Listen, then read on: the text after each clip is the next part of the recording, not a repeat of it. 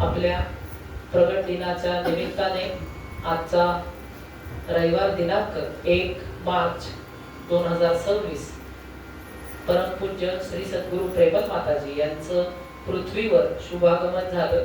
आश्रमात आता झालं शुभागमन, पण पृथ्वीवर 1945 साली 1/3/45 या साली शुभागमन पृथ्वीवर प्रगट झाल्या.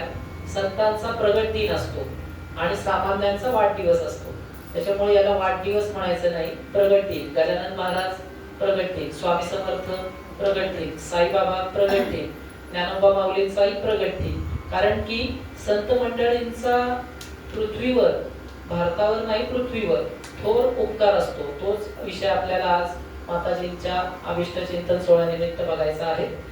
विषयाला सुरुवात करण्यापूर्वी आपण सर्वजण माताजींच्या अभिष्ट चिंतन सोहळ्यानिमित्त जमलेलो आहोत.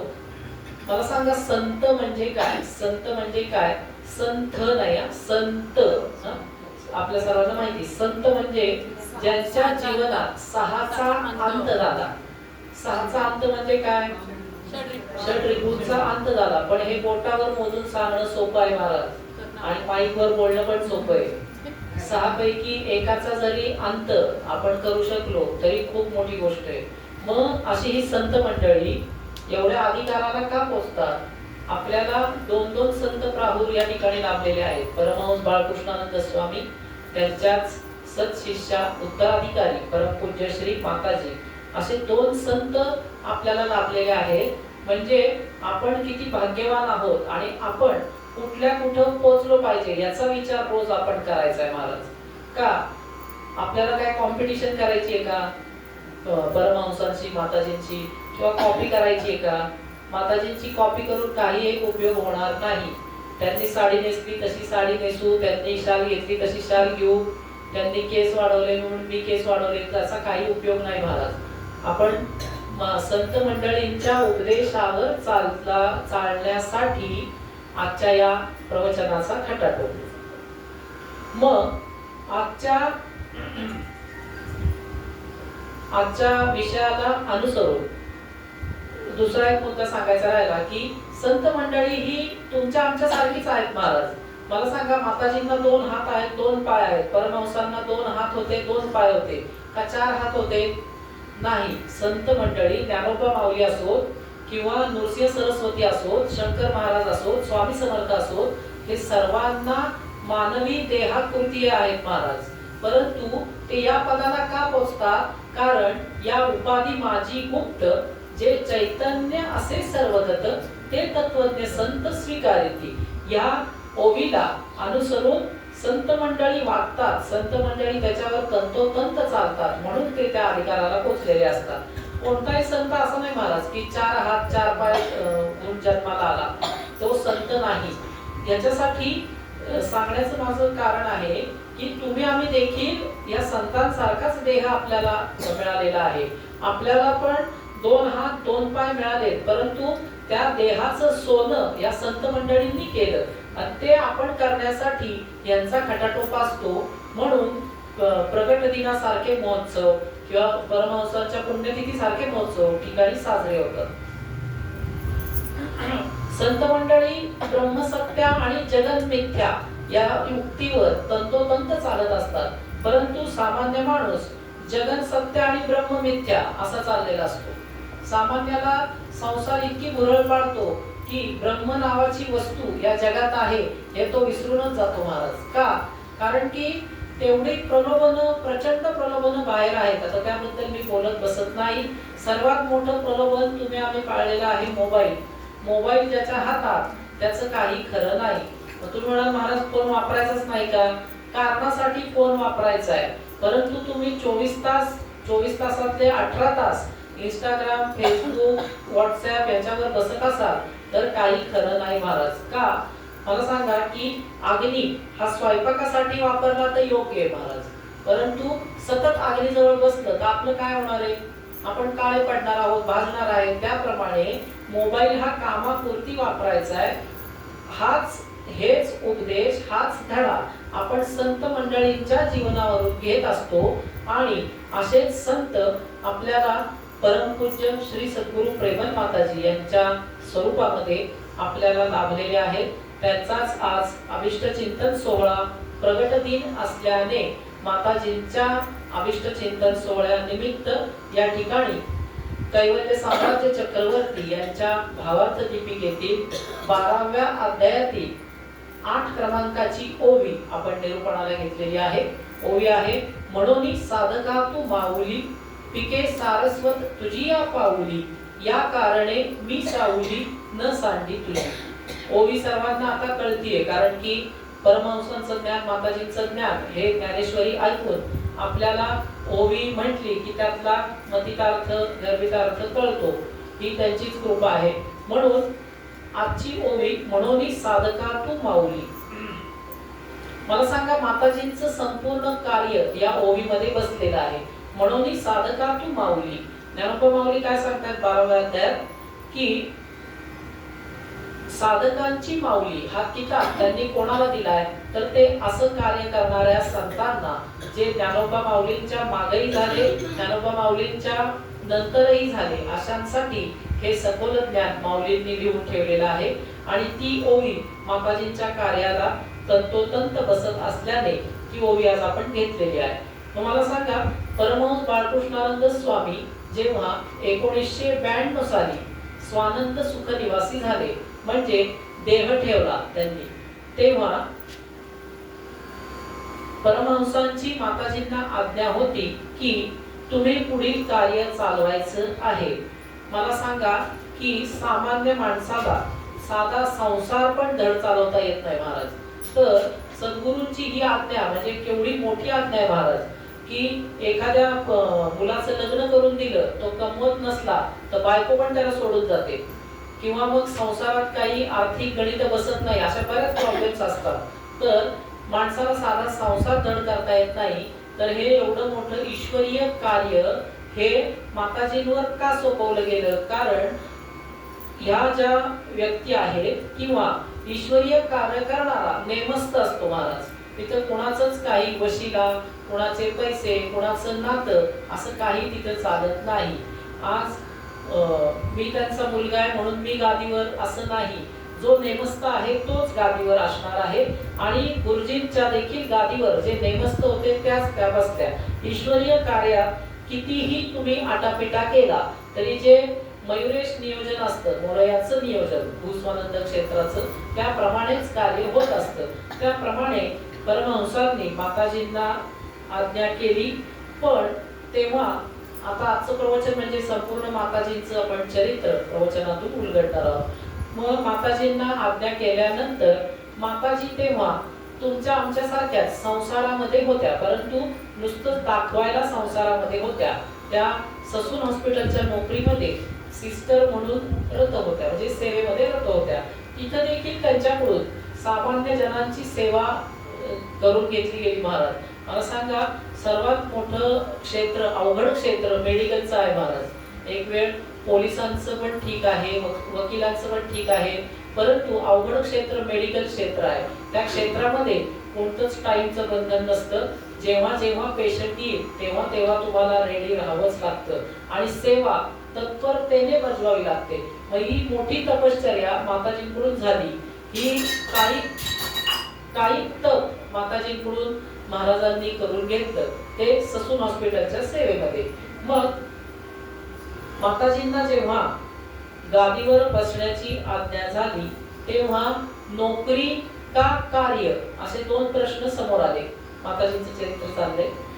माताजींना जेव्हा गादीवर बसण्याचा प्रसंग आला तेव्हा कार्याचा व्याप हळूहळू वाढत होता. येणारी लोक बरीच वाढत होती. रोज प्रवचनाचा अखंड ज्ञान सत्र चालू होतं. मग माताजींपुढे असा प्रश्न उभा राहिला की नोकरी करायची का कार्य करायचं? आता इथं तुम्ही आम्ही असतो तर आपण कशाला प्रेफरन्स दिला असता? प्रामाणिकपणे मला सांगा. नोकरीला. तुम्ही आम्ही असतो तर म्हणाला असतो कार्य काय होत राहील, आपण करू, जरा एक 5-6 दिवसांनी संध्याकाळी एक प्रवचन केलं तरी चालतंय. पण आता माझ्या मागे मुलं बाळ आहेत, सगळा प्रपंच आहे, घराचे हप्ते, गाडीचे हप्ते, ते जाणार कसं? परंतु असा व्यावहारिक विचार अजिबात न करता केवळ सद्गुरु शब्दावर माताजींनी आरूढ राहून नोकरीवर लाथ मारली. अक्षरशः लाथ मारली हा शब्द तिथं चपकल बसतोय का? कारण की नोकरीला राजीनामा दिल्यामुळं माताजींना पेन्शन मिळालेली नाही, त्या इतकी वर्ष सर्व्हिस करून सुद्धा. त्याच्यासाठी बरेच प्रयत्न झाले,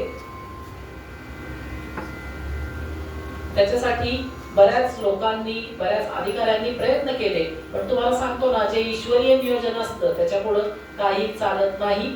परमहंसांची अशी इच्छा असेल, या पेन्शन पेक्षा मी तुम्हाला दरबार मोठा दिलाय, तुम्ही कशाला लोकांची पेन्शन घेता, अशी इच्छेपुढे कोणाचेच प्रयत्न चालले नाहीत.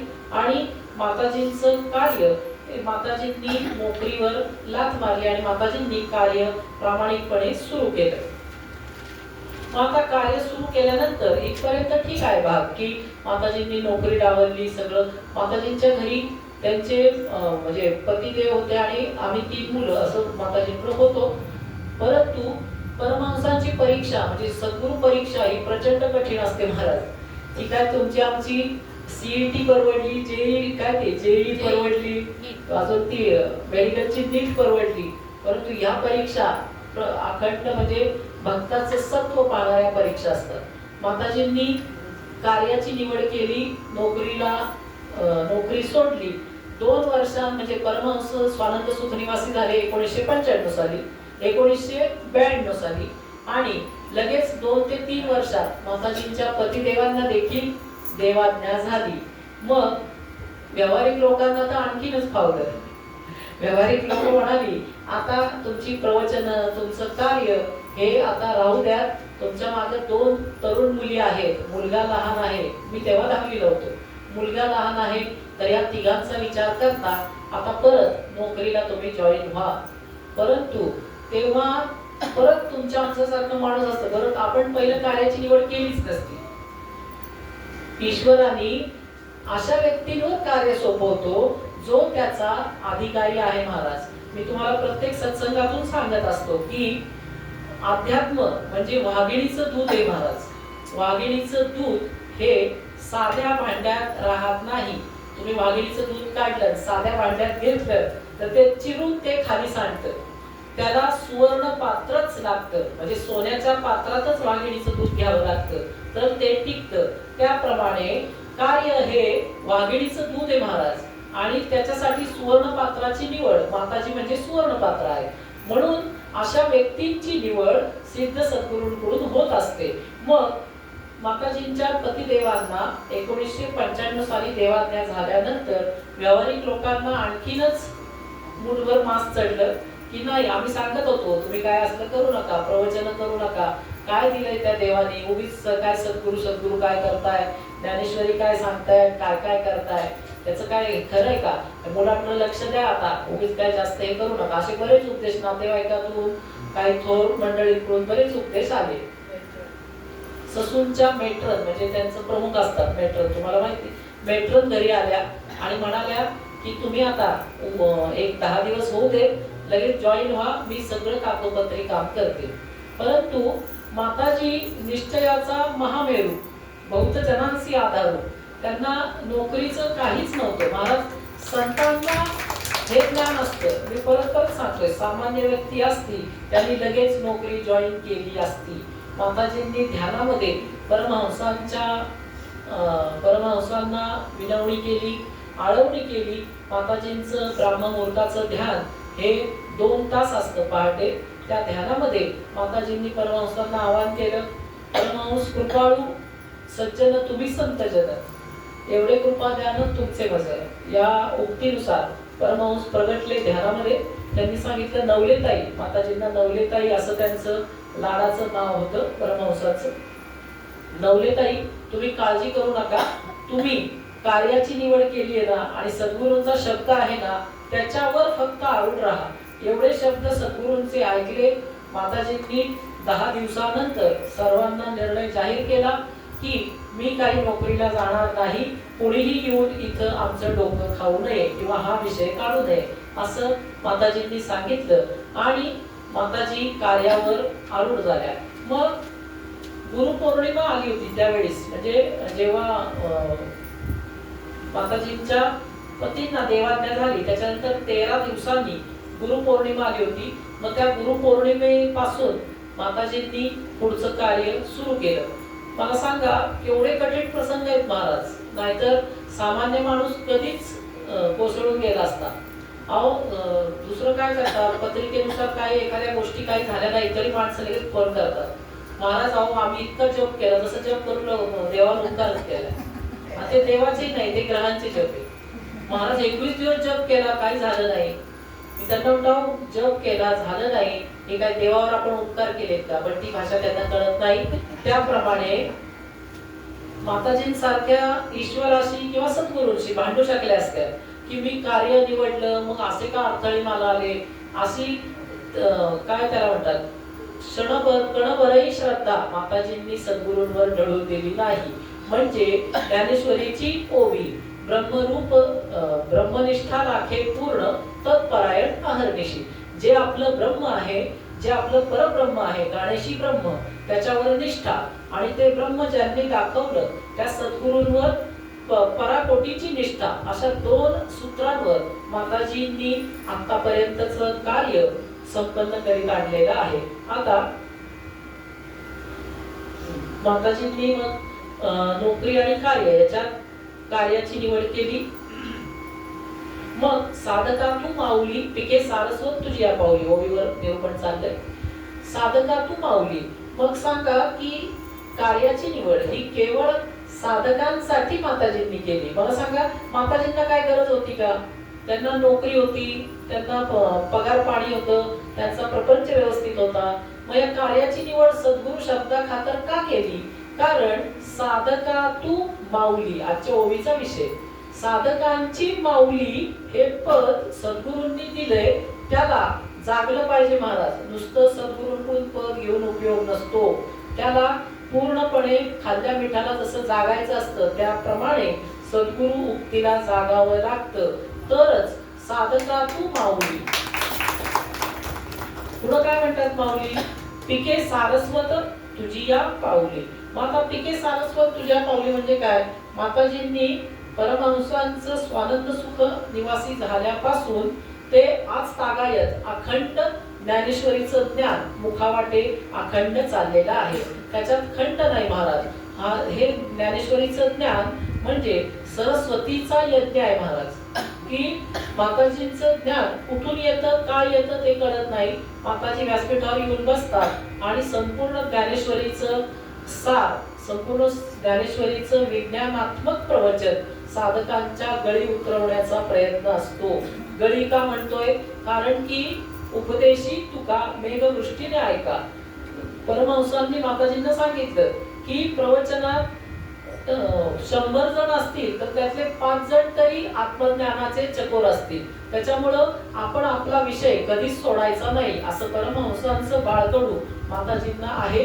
आणि त्याच्यामुळं आपली प्रवचनं ही केवळ अंतर्मुखत्वाकडे नेणारी असतात. तिथं सासू जावई आज माझा दादला काय केला, उद्या तुझा दादला काय केला, अशा गोष्टी नसतात. कारण की कानाला सुख वाटेल असं वाङ्मय बाहेर खूप आहे महाराज. बाहेर कीर्तन प्रवचन म्हणजे कॉमेडी शो झालेत महाराज. आपल्याला कोणावरही टीका करायची नाही, आपल्याला परमहंसांनी काय दिलंय तेवढं सांगायचंय.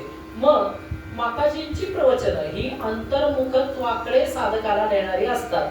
माताजींना घरी देखील हीच काळजी असते की माझ्या साधकांना पुढची दिशा कशी दिसेल. माताजींना अशी काळजी नसते की स्वानंदाचं पुढचे ऍडमिशन काय होईल, ही काळजी नाही मात्र.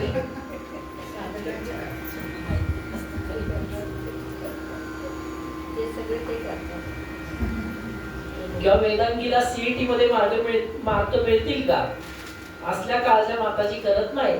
आणि ज्याला खरा ईश्वर कळला ना तो खरं काळजी हा शब्दच विसरतो. तुम्ही अजूनही जीवनात काळजी करत असाल तर तुमचा ईश्वरावर 50% भरोसा आहे महाराज. मी सांगतो एवढं, मी सांगतो म्हणजे अहंकार नाही पण तेवढं सांगतो.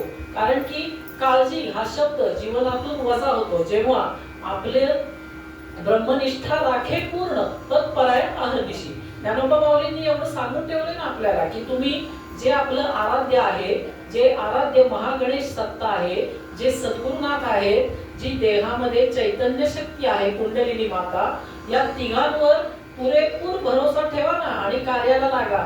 मी तुम्हाला सांगतो, आज तुम्ही अमेरिकेचं अध्यक्षपद पण घुसवू शकाल, पण आपल्याला ते घुसवायचं नाही. आजच अमेरिकेने हल्ला केलेला आहे इराणवर. आपल्याला अमेरिकेचं अध्यक्षपद नको, कारण की अशी जीवितहानी आपल्याला मान्य नाही.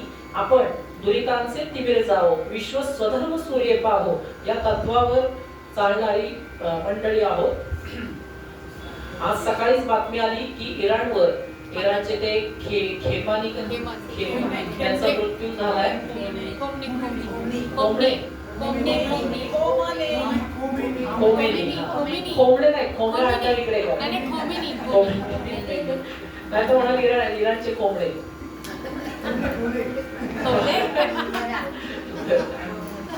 मला सांगा, हे युद्ध म्हणजे तरी काय आहे?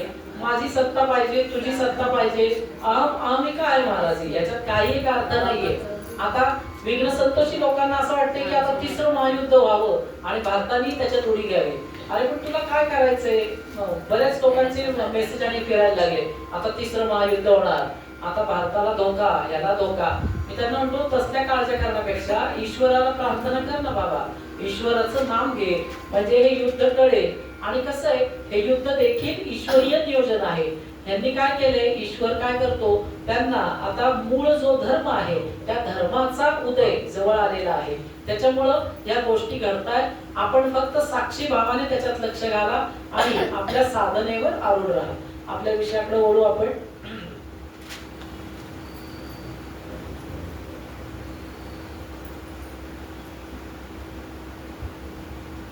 हा, एकच मिनिट, स्वर लावतो.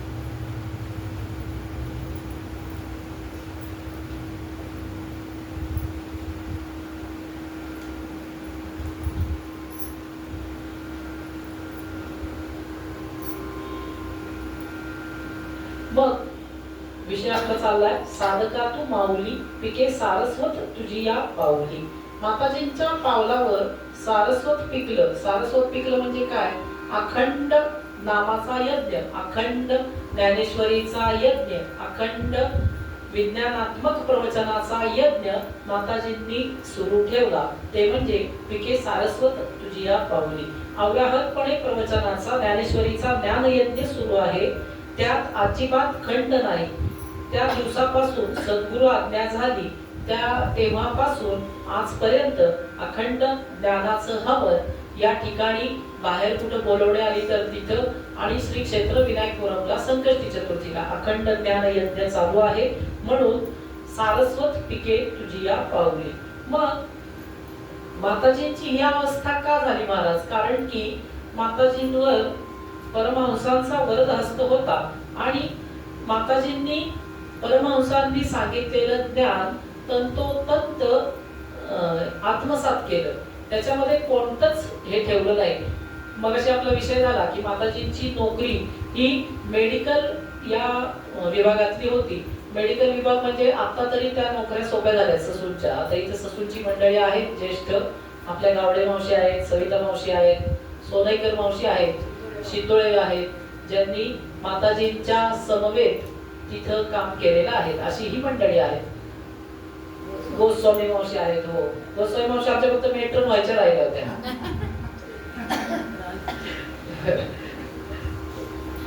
लक्ष द्या. तर आपला विषय असा चालला होता की मेडिकल विभागात इतक्या अवघड ड्युट्या होत्या की तेव्हा त्यांना, जेव्हा नोकरी सुरू झाली तेव्हा 7 दिवस नाईट असायची, म्हणजे 7 दिवस रात्रपाळी. नंतर ती 3 दिवसावर आली. फार सोपं नाही ना 7 दिवस रात्रपाळी करून. आणि त्याच्यामध्ये इमर्जन्सी केस आली, म्हणजे कोणाचाही ऍक्सिडेंट होतो, कोणी जाळून घेतं, कोणी वरून उडी मारतं, कोणी फाशी घेतं. अशा गोष्टी रात्री 2-2, 3-3 वाजता येतात. आणि तेव्हा त्या नर्सनी एकदम तत्पर राहायचं असतं. तिच्या डोळ्यावर बिळत झोप नको, काही नको, कारण की तिने काय चुकलं तर समोरच्या पेशंटचा जीव गेला. इतक्या अवघड तत्वावर माताजींच्या सारख्या प्रभूतीचं काम, विभूतीचं काम या ठिकाणी झालेलं आहे. आणि त्याच कामाची पावती परमहंसांनी त्यांना अध्यात्मात दिली. माताजींनी काय केलं, जरी इतकी अवघड नोकरी असली तरी परमहंसांनी सांगितलेला अभ्यास अजिबात चुकवला नाही. माताजी देहाला कमांड द्यायच्या. आपण सत्संगात सांगतो ना, मनाला कमांड द्या, तशी देहाला कमांड द्या की कितीही मी दमलो तरी ब्राह्ममुहूर्तावर ध्यान आणि माझ्या बीज मंत्राचं स्मरण मी सोडणार नाही. कितीही दमो तुम्ही, काही करो. मला नाही वाटत की आपल्या कोणाला कुदळ फावडं देऊन रोज खणायचे. कुदळ फावडं घेऊन खणणारे खूप दमतात आणि मग ते वेगळाच आधार घेतात. तर तसं आपण कोणी नाहीये. आपल्या सर्वांना पंख्याखाली काम आहेत महाराज, इतकं दमणं होत नाही. त्याच्यामुळं अजिबात ध्यानात एक्सक्यूज कोणीच मागू नका. प्रत्येक सत्संगात आपण सांगत असतो, माताजी सांगतात, परमहंस सांगायचे की तुम्ही जेवणापेक्षा ध्यानाला महत्व द्या. आणि हे ज्या दिवशी होईल त्या दिवशी खरंच तुम्ही भक्ती मार्गाकडे वाटचाल करणार आहोत. आपण जसं काही असो, कुणी जवळची व्यक्ती गेली तरी महाराज काय आपण काय म्हणतो, नाही आता एक 12-1 वाजले, आता बाकीच्यांना भूक लागली असेल. मग त्या रडणाऱ्या व्यक्तीला म्हणतात, नाही थोडं खा गं तू बाई, यांना भूक लागलेली असते. ज्याचं माणूस गेले ते रडत असतं, तर त्याला म्हणतात नाही थोडं खा, आम्ही आणलाय डबा, आता काय करणार बाळा, हे निसर्गाचं चक्र आहे. भूक यांच्या पोटात लागलेली असते निसर्गाची. म्हणजे खाण्याला मयत झाली, लग्न झालं, काही असलं तरी आपण जेवणासाठी वेळ काढतो. त्याप्रमाणे त्याच्याहून जास्त तुम्ही जेव्हा साधनेला महत्व द्याल तेव्हा आपण माताजी आणि परमहंसांसारखे संत पदाला पोचू महाराज. इतकी सोप्या गोष्टी नाहीत या. माताजींची नोकरी, परत मी तुला सांगतो, इतकी अवघड होती तरी देखील घरी येऊन त्या सूर्योपस्थान त्या मिनिटात त्या बसवायच्या. सूर्योपस्थान, जलोपासना, ध्यान साधना, ब्राह्ममुहूर्तावर उठून ध्यान आणि सतत बीजमंत्राचं स्मरण, सतत परमहंसाचं स्मरण, अशा गोष्टींमुळे माताजींना काय पावती मिळाली? ब्रह्मात मिळणे, ब्रह्मी विसवणे, ब्रह्मस्वये झाले, उपकारार्थ उरले आता, उपकारार्थ उरले. ब्रह्मात मिळणे, ब्रह्मी विसवणे, ब्रह्मस्वये झाले, उपकारार्थ उरले आता, उपकारार्थ उरले. नित्यानित्य उरले नाही, अवघ्या विश्वा माझी विठाई. नित्यानित्य उरले नाही, अवघ्या विश्वा माझी विठाई. ते जे विश्व ओंदले, उपकारात उरले आता, उपकारात उरले. चिंता राहिली बहुदुरी, उरला अवघा एक हरी. चिंता राहिली बहुदुरी, उरला अवघा एक हरी. करते अकरते पण गेले,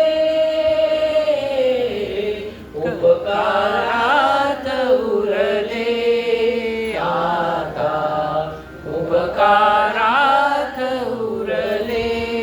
बंधन ठावे नाही आता, अवघा मोक्ष आलासे हाता. बंधन ठावे नाही आता, अवघा मोक्ष आला हाता. प्रेमल जीवन धन्य झाले, उपकारात उरले आता, उपकारात उरले. ब्रह्मात मिळणे, ब्रह्मी विसवणे, ब्रह्मस्वये झाले, उपकारात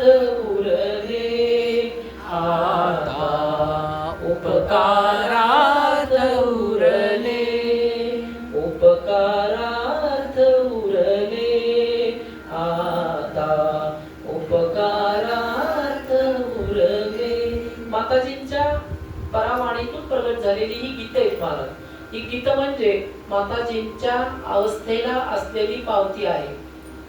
मगाशी मी तुम्हाला सांगितलं की सद्गुरु शक्ती, मयुरेश शक्ती कोणावरही कार्य सोपवत नाहीत.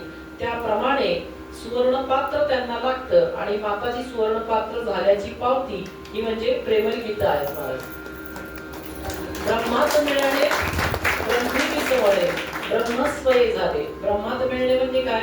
परब्रह्म जे आहे त्याच्यात मी मिळाले आणि ब्रह्मी विसवले आणि स्वतः ब्रह्म झाले. ही प्रचंड आलेली पावती आहे. आणि मग आता काय कार्य आहे? साधका तू माऊली, उपकारार्थ उरले, पिके सारस्वत तुझी या पावली, उपकारार्थ उरले. म्हणजेच आणि हे त्यांना का जमलं? कारण संत महिमा आघात आहे. संत महिमा आघात का आहे?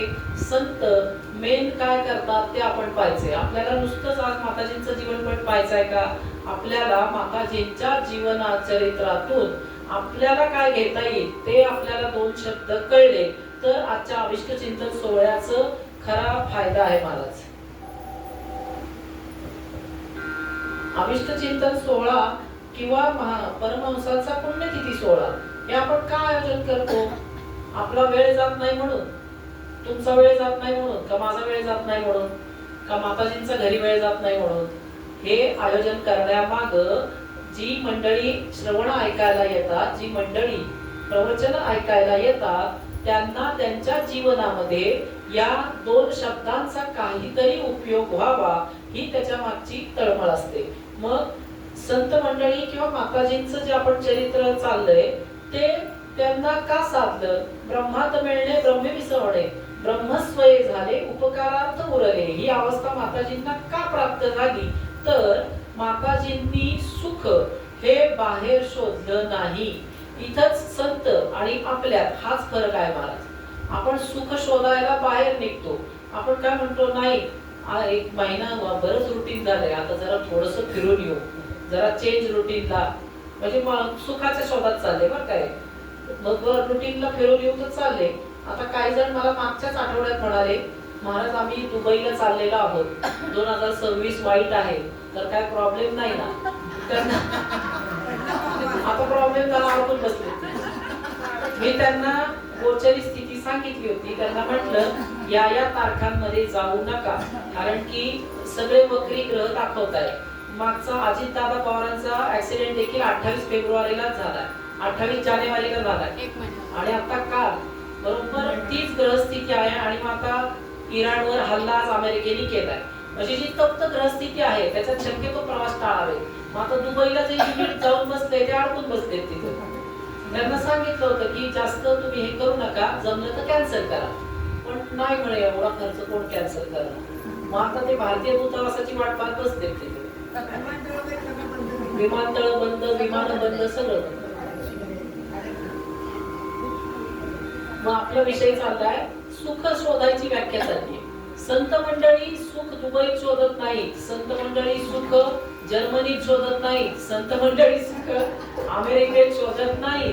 माणसाला असं वाटतं की आपण अमेरिकेला जाऊन आलो म्हणजे कोण झालो. त्याच्यात काही ठेवलं नाही महाराज. तिथेही 2 हात 2 पाय खातात, शौच मलमूत्र विसर्जन करतात, बाकी काही फरक नाहीये. तिथं उलट व्यसनाधीन आहेत लोक. अरे आपल्या भारत भूमी सारखा देश नाही. आपल्याला इथं जन्म मिळाला म्हणजे आपण प्रचंड भाग्यवान आहोत, हे पहिलं मनाशी आपण सावरतो. मग विषय चाललाय माताजींची ब्रह्मात मिळणे ब्रह्मी विसवणे ही अवस्था का झाली? सुख आत शोधायचंय महाराज, सुख आत शोधायचंय. आताच विषय झाला, सुखासाठी चालले दुबईला, सुखासाठी चालले मलेशियाला. एक माझ्याकडे पत्रिकेचा क्लायंट आला आणि म्हणाला की माझं मलेशियाचं बुकिंग आहे. म्हटलं बरं मलेशियाचं बुकिंग आहे ठीक आहे, पण पत्रिकेत म्हटलं शनी बुध अशी निश्चिष्ट योग म्हणजे प्रेत योगाची स्थिती दाखवते, ती महादशा चालू होती. तर मग म्हटले महाराज असं करू, शांती आपण नंतर करू मलेशियाहून आल्यावर. आता मला त्यांना म्हणा 2 वाजता या महाप्रसाद. ते म्हटले महाराज शांती आपण नंतर केलं तर चालतील का मलेशियाहून आल्यावर? म्हटलं पण मलेशियासाठी जिवंत तर राहिलं पाहिजे. तर त्यांना ते पटलं नाही आणि त्याच्यातच मृत्यू झाला त्यांचा आणि त्या निघून गेल्या. त्या मला काय म्हटल्या की नाही मग जप केले तर चालतील का? म्हटलं मग आता शांती म्हणजे परत तो माझा विभाग येतो, मग महाराज पैसे कमवायला बसलेत का काय असाही विभाग येतो. त्याच्यामुळे मी काय आग्रह करू शकत नाही. आम्ही फक्त सांगतो की असं असं आहे, शांती करणं गरजेचं आहे. मग ते तुमच्या गुरुजींकडून कुठेही करून घेतली तरी चालेल. पण ते नाही म्हटलं नाही आता खूप गडबड सगळी चालली आहे, मलेशियाचं बुकिंग आहे. झालं घरी अटॅक आला, गुड नाईट. मलेशिया राहायला जागेवर सगळंच राहिलं. हे सुख आपलं आहे महाराज. संत मंडळी खरं सुख शोधतात ते अंतर्मुखत्वाकडे जाऊन शोधतात. अंतर्मुखत्व म्हणजे काय? मीराबाईंच्या शब्दात सांगायचं झाल्यास पाणी में मीन प्यासी मोहे सुन सुन आवत हासी. मीराबाई काय म्हणतात? पाण्यात राहून मासा तहानलेला आहे महाराज. का? कारण की माशाचं असं हे आहे, हे भगवंतानी बनवलेलं की माशाला जेव्हा तहान लागते तेव्हा तो पाण्यावर उलटा होतो. असा असतो मासा, तो उलटा होतो आणि त्याच्या पोटाचा कप्पा उघडून तिथं पाणी शिरतं आणि मग त्याची तहान भागते. तद्वत आपण साधकांनी संसाररूपी पाण्यामध्ये उलट व्हायचंय. उलट व्हायचं म्हणजे तुम्ही इथं खाली डोकं वर पाय करा. महाराजांनी सांगितलं चला सगळ्यांनी खाली डोकं वर पाय. आता इथं कसे दिसतील सगळे खाली डोकं वर पाय? असं उलट व्हायलाच सांगितलेलं नाहीये. उलट म्हणजे अंतर्मुखत्वाकडं. आपला जो श्वास सारखा खाली चाललाय, श्वासाबरोबर ज्या इंद्रिय वृत्ती सारख्या साऊथ इंडियाकडे चालल्या आहेत. साऊथ इंडिया म्हणजे दक्षिण विभाग, दक्षिणेकडे चाललेल्या आहेत. सारखा आपला छंद हा खाली आहे महाराज. कोणी मला सांगा एखाद्यानी काय त्याला म्हणतात बिभत्स रसाचा जोक केला तर लगेच आपल्याला हसू येतं. का? कारण की ऑलरेडी वृत्ती आपली तिथं तद्रूप असते. मग त्यापेक्षा आपल्या अंतर्मुखत्वाचा प्रवास हा आपल्याला खरं सुख शोधायला मदत करतो. तो कसं?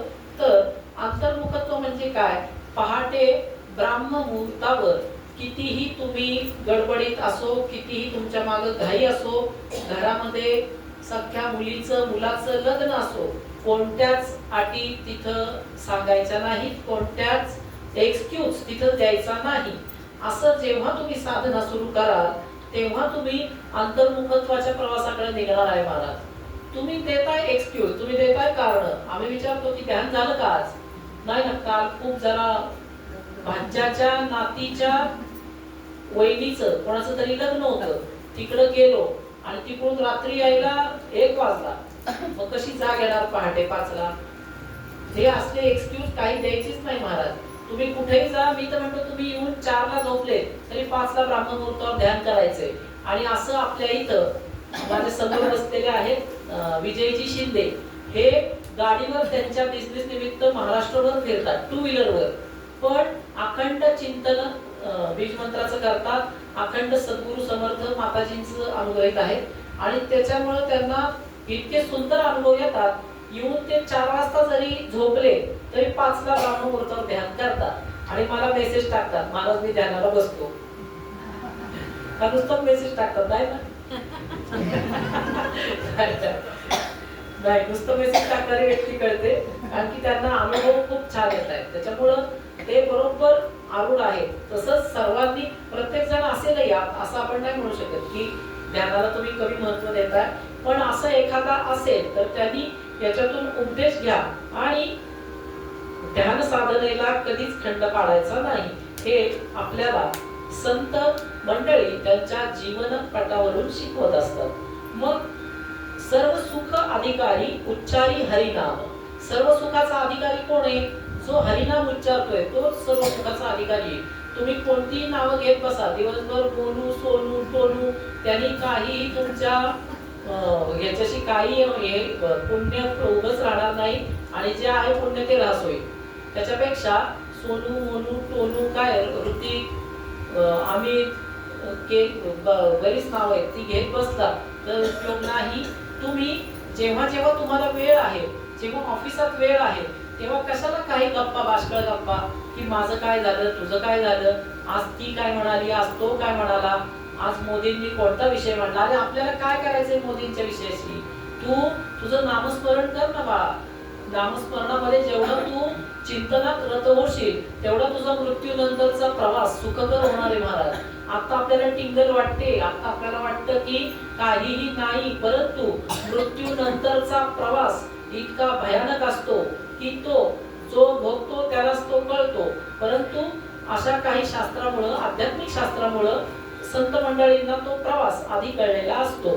मग संत मंडळी आणि आपल्यात फरक काय, असा एक प्रश्न एकदा नाथ महाराजांना केला.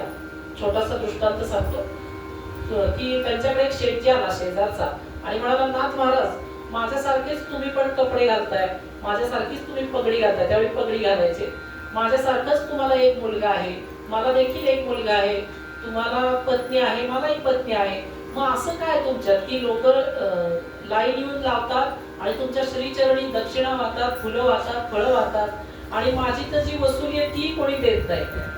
नाथ महाराजांना वाटलं की ह्याला नीट सांगून कळणार नाही, इथं ऑपरेशनची गरज आहे, नीट लक्ष देऊन ऐका. नाथ महाराज म्हटले की इथं ऑपरेशनची गरज आहे, आपण काय करू.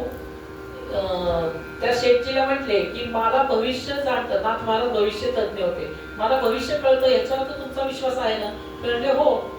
नाथ महाराज म्हटले मला तुमच्या हात दाखवा. हात पाहिला, हात पाहून म्हणाले तुमचा 7 दिवसात मृत्यू होणार आहे. असं म्हणताच शेठजीचे प्रश्नच सगळे गळून पडले आणि त्यांनी घरी गेला. बघा हा शेठजी किती आमूलाग्र बदल झाला. घरी गेला आणि घरी गेला तर बायकोनी जेवण केलं, नावडती भाजी केली असली की ताट फेकून द्यायचा. पण त्या दिवशी नेमकी नावडती भाजी केली होती. बायको घाबरत घाबरत तिने ताट मांडलं, परंतु यांनी गुपचूप ती भाजी खाल्ली. बायकोला वाटलं कुठं सूर्य कुठं उगवला, पश्चिमेला उगवला का काय. तसं झालं, एकदम शांत बसले. दुसऱ्या दिवशी घरचे त्यांना म्हणाले हे ताट आपण इतके शांत कसे झालात? ते म्हणते काही नाही, शेजारचे नाथ महाराज माहिती ना? ते म्हणते हो माहिती आहे. तर म्हणे त्यांनी माझं भविष्य सांगितलंय. ते म्हटले काय? ते म्हटले की 7 दिवसात मृत्यू आलेला आहे. तर आज 1 दिवस गेला, आता 6 दिवस राहिले. तर आता जे काही मी तुमच्याशी वागलो ते विसरा, आता जे 5-6 दिवस राहिले त्याच्यात आपण छान समाधानाने राहू. ते म्हटले बरं ठीक आहे, परंतु इतका तुमच्यात बदल झालाय तर आम्हाला तुमचं आयुष्य अजून वाढलं तर आनंद होईल. तर आता हे माझ्या हातात नाही, ते भविष्य जाणतात, त्यांनीच काय उपाय दिला तर. शेवटी 5 दिवस झाले, 6 दिवस झाले, मागायला उधारी देणारे लोक आले की शेठजी तुमची उधारी घ्या. तर ते म्हटले नको नको बाबा, ही ठेव, तुला काय मुलाच्या लग्नाला लागेल, मुंजीला लागेल, ती तुला घेऊन ठेव. त्यांना वाटलं हा कसा काय मारेकरी घेऊन येणारा माणूस आज उधारी नाकारतो, एवढा चमत्कार झाला कसा? त्यांनाही सांगण्यात आलं की शेठजींचं उद्या देहावसन होणार आहे. शेवटी 6व्या दिवसाची रात्र गेली, 7वा दिवस उजाडला. विठ्ठलाचा फोटो उशाशी ठेवला. सर्वांना शेठजी म्हटले आपण विठोबा रखमाईचं भजन सगळे करू, गीता वाचू. प्रचंड अगदी तिथं म्हणजे सत्संगाचा माहोल तयार झाला शेठजींच्या घरात. की जे शेठजी रोज दारू आणि सिगरेट शिवाय राहत नव्हते, त्यांनी 7 दिवसात दारू सोडली, सिगरेट सोडली, रागाने बोलणं सोडलं, परत कुटुंबियांशी प्रेमाने वागले, पैशाच्या मागे धावणं सोडलं. इतका आमूलाग्र बदल नाथ महाराजांच्या 7 दिवसात मृत्यू या वाक्याने झाला महाराज. मग शेवटी नाथ महाराज त्या ठिकाणी आले, गर्दी जमली होती. ते म्हटले काय झालं? अनभिज्ञासारखं नाथ महाराज म्हटले काय झालं इथं, काय करताय, सगळे का जमले? ते म्हटले अहो नाही, नाथ महाराज आले. नाथ सर्वांनी पाय पडायला सुरुवात केली. मला सांगा की जेव्हा माणसाचा स्वार्थ असतो तेव्हा संतांना बरोबर शरण जातात, जेव्हा स्वार्थ संपतो तेव्हा कोण संतन कोण आम्ही, कोण संतन कोण आम्ही जंत कंसात. तर नाथ महाराजांच्या पाय पडायला लागले आणि शेठजींनी लागूनच नमस्कार केला. म्हटले त्यांनी भविष्य सांगितलं होतं, आता ते त्याचा 7व्या दिवसाची आज दुपार आहे, आता थोडाच अवधी राहिलेला आहे. नाथ महाराज म्हटले बरं ठीक आहे, तुम्ही सर्व छान सुरू केलेलं आहे, विठोबा रखमाईचं भजन, गीता पाठ, तुळस सगळं सगळं त्यांनी ठेवलं होतं. ते म्हटले सर्व छान केलेलं आहे, परंतु तुम्हाला एक सांगू का? ते म्हणतात काय? ते म्हणतात 7 दिवसात मृत्यू म्हणजे काय? तर ते म्हणले हो, आता आम्ही तुम्हाला भेटून 6 दिवस झाले, आजचा 7वा दिवस. म्हटले नाही, पण मी परफेक्ट दिवस नाही सांगितला, मी तुम्हाला काय सांगितलं, सोमवार, मंगळवार, बुधवार, गुरुवार, शुक्रवार, शनिवार, रविवार या 7 दिवसातच कोणाला कोणाचा तरी मृत्यू होणार असतो. असं सांगितल्यावर शेवटी टुंकट अंतरुणावर उठून बसला आणि म्हटलं म्हणजे आज माझा मृत्यू नाही. म्हटलं अरे आज तुझा कोणी सांगितला? सोमवार ते रविवार याच्यामध्ये 7 दिवस आहेत, त्या 7 दिवसात कधीतरी मृत्यू होईल. ती वाणी ऐकून शेठजींनी नाथांचे पाय पकडले आणि मग नाथ म्हटले हाच फरक संत मंडळी आणि तुमच्यात आहे, ते तुझ्या प्रश्नाचं उत्तर. ते म्हटले महाराज तो फरक तर कळलाच, आता मी काय प्रश्न नाही विचारणार. नाथ महाराज त्याला म्हटले हे मी सांगितल्यानंतर तू मृत्यूच्या जवळ जात चालला होता, तसं आम्ही संत नित्यानित्य विवेक जाणत असतो. का? कारण की हा देह मरका आहे हे नित्य संत जाणत असतात आणि म्हणून ते सुख आत शोधत असतात. आणि त्या आत शोधलेल्या सुखाला ज्ञानोबा माऊलींच्या शब्दात सांगायचं सर्व सुखाचे आगर बाप रखुमा देवीवर. माऊली असं नाही सांगत एका सुखाचा आगर, सर्व सुखाचा आगर आहे. सर्व सुख तिथं आलेले आहेत. कारण ज्ञानोबा माऊलींनी आज सुख शोधलं, निवृत्तीनाथांनी आज सुख शोधलं. मग तुम्ही आम्ही का बाहेर सुख शोधायचंय? आपल्याला काय वाटतं चिकार सुखवृत्ती भरपूर उठतात महाराज. आता आपलं प्रवचन झालं की सगळ्यांना वाटणार की हा उन्हाळा लागला बरं का, जरा मस्तानी आणली तर बरं होईल. मस्तानीची सुखवृत्ती उठली, मस्तानी प्याली, 4-5 ची वेळ झाली, आता गरम गरम चहा मिळाला तर बरं होईल, चहाची सुखवृत्ती उठली. या सुखवृत्ती त्यांचं काम करत असतात महाराज. फक्त साधकाने साक्षी भावाने त्याच्याकडे पाहायला लागल्यानंतर आपल्याला त्याचा अंदाज येतो की आपल्याला अडकवण्याचा ट्रॅप हा पुरेपूर ईश्वराने मांडून ठेवलेला आहे. परंतु खरा साधक त्याच्यात अडकत नाही. सुखवृत्तींमध्ये अजिबात साधक अडकत नाही. तोच खरा साधक आणि त्याचीच खरी अंतर्मुखत्वाकडे वाटचाल.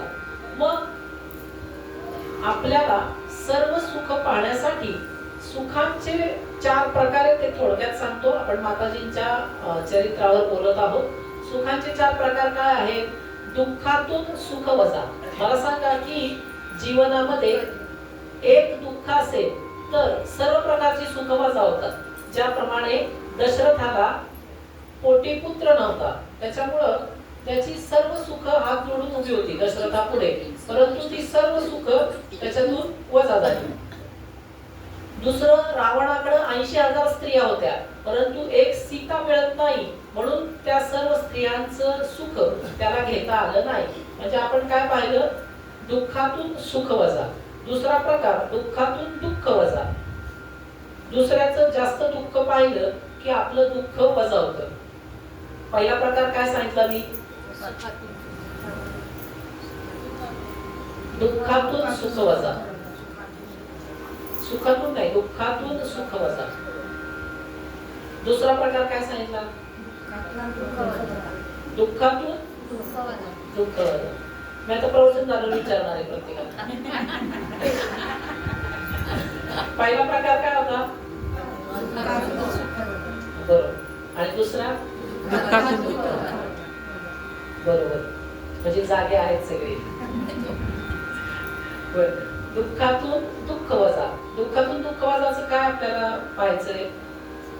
एकदा गौतम बुद्धांकडे एक बाई गेली आणि म्हणाली की माझा तरुण मुलगा गेलेला आहे तर त्याला जिवंत करा. गौतम बुद्ध साक्षात्कारी व्यक्तिमत्व होतं, संत मंडळी होते. त्यांनी सांगितलं की हे माते, मी त्याला जिवंत करू शकेन, परंतु मुठभर मोहऱ्या अशा घरातून आण ज्या घरात कोणीही आतापर्यंत गेलेलं नाही. तिने सकाळपासून संध्याकाळपर्यंत सगळ्या शहरात फिरली, कोणाच्याही घरात असं नव्हतं की तिथं कोणीही गेलेलं नाही. शेवटी बुद्धांकडे आली आणि म्हणाली, हे म्हणते की मला मोहऱ्या मिळाल्या नाहीत. ते म्हटले, मग तुला काय याच्यातून कळलं? म्हटली, नाही, येणारं माणूस हे जाणारच आहे, प्रत्येकाच्या घरात ते झालेलं आहे आणि तेच तिच्याही घरात झालं, म्हणून तिने मुलाचं क्रियाकर्म केलं आणि गौतम बुद्धांना शरण गेली. हे काय? दुःखातून दुःख वजा. म्हणजे सर्वांच्या मोठ्या दुःखातून आपलं छोटं दुःख हे वजा होतं. तिसरा पॉइंट, सुखातून सुख वजा. सुखातून सुख वजा म्हणजे काय? आपल्याकडं सायकल आहे, सायकलवाला 2 व्हीलर पाहून वाटतो की वा वा 2 व्हीलर पाहिजे आपल्याला. 2 व्हीलर वाल्याला वाटतं 4 व्हीलर वाला छान आहे. 4 व्हीलर वाल्याला वाटतं आणखीन उंचीची गाडी असावी, रेंज रोवर असावी, जॅग्वार असावी. त्यांना असं वाटतं की स्वतःचं हेलिकॉप्टर असावं. म्हणजे आपल्याकडे जे सुख आहे ना त्याच्यात तुम्ही सुख शोधा ना महाराज. आणि ते सुख पण टिकणार नाहीये, चिरकाल नाहीये. संत मंडळी हेच वरून सांगतात की तुम्ही सुख हे आत शोधायचं आहे. तुमच्याकडे जॅग्वार असेल तर तुम्हाला हेलिकॉप्टर स्वतःच असण्याची हे लागणार आहे. तुमच्याकडे सायकल असेल तर टू व्हीलर असावी, टू व्हीलर असेल तर फोर व्हीलर असावी, फोर व्हीलर असेल तर विमान असावं. या सुखवृत्ती या संपणाऱ्या नाहीत. त्याच्यामुळं संत मंडळींच्या उपदेशावर आपण दृढ राहायचं आहे. आणि सुखातून दुःख वजा, चौथा पॉइंट. मी आता हे 4 पॉइंट विचारणार आहे, ते तुम्ही मला व्यवस्थित सांगायचे आहे न चुकता. हा सर. सुखातून दुःख वजा.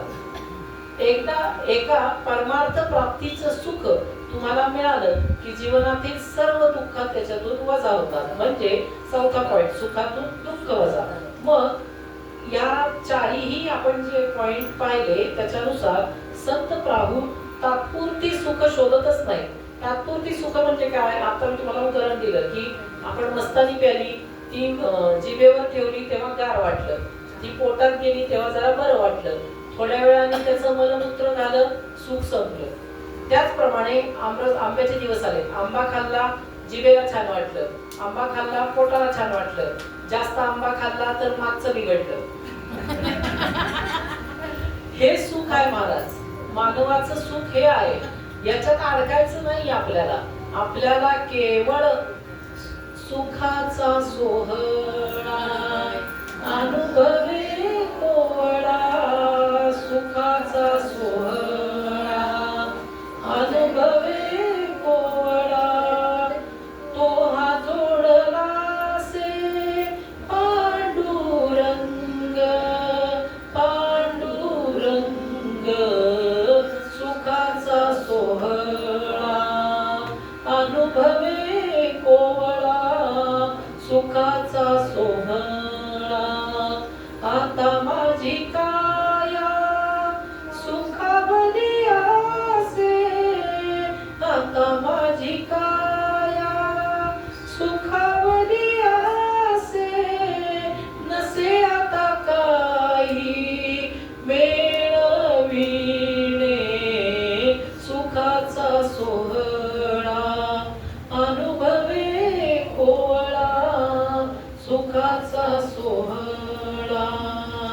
विश्वाचा व्यापक अवतरलास देई, विश्वाचा व्यापक अवतरलास देई, मी पण माझे दूरी राहे, सुखाचा सोहळा अनुभवे कोवळा, सुखाचा सोहळा.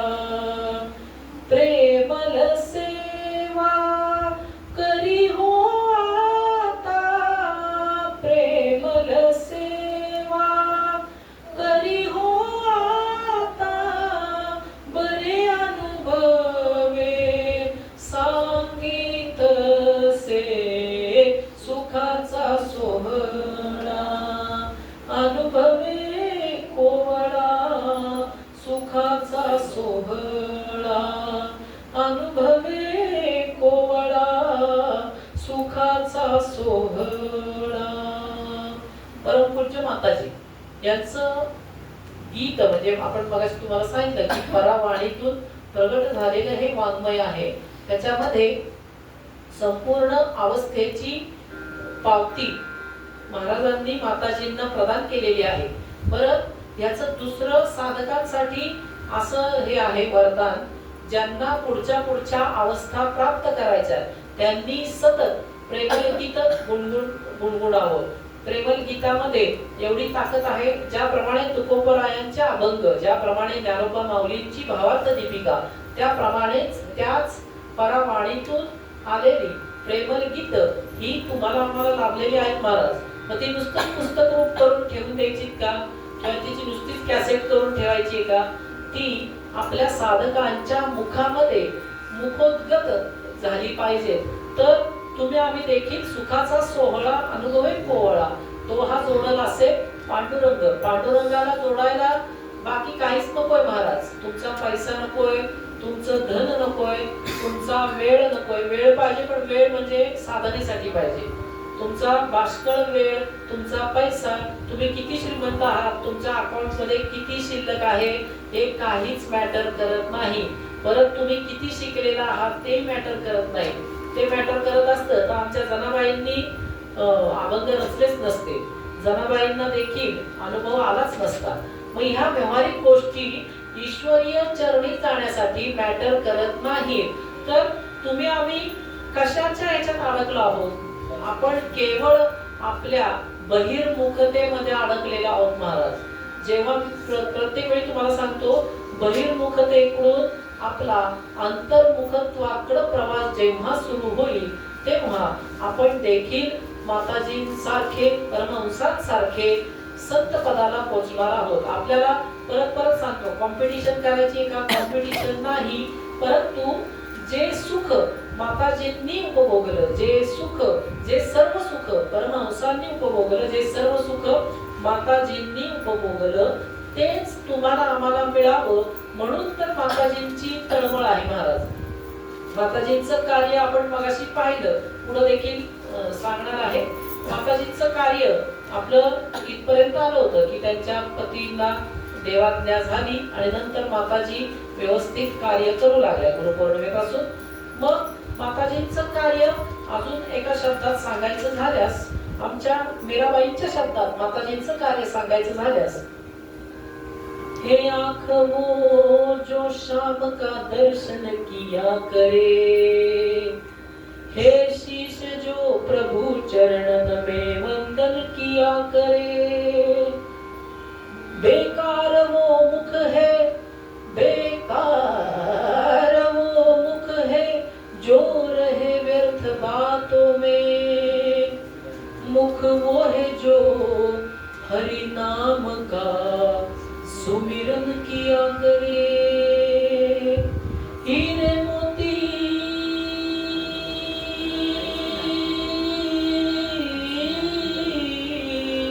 हीरे मोती से नहीं शोभा है हाथ की, है हाथ जो भगवान का पूजन किया करे, मर कर भी नाम अमर रहे उस जीव का जग में, प्रभु प्रेम में बलिदान जो जीवन किया करे, ऐसी लागी लगन मेरा हो गई मगन, ऐसी लागी लगन मेरा हो गई मगन, वो तो गली गली हरि गुण गाने लगी, महलों में पली बन के जोगन चली, महलों में पली बन के जोगन चली, मेरा रानी दीवानी कहाने लगी, ऐसी लागी लगन मेरा हो गई मगन. एकच मिनिट गाणं करणार आहे पूर्ण. आपण काय म्हटलं, हे आंख जो शाम का दर्शन किया करे. माताजींना डोळे दिले ईश्वराने, परंतु त्यांनी केवळ ईश्वरीय मूर्तीचंच दर्शन केलं.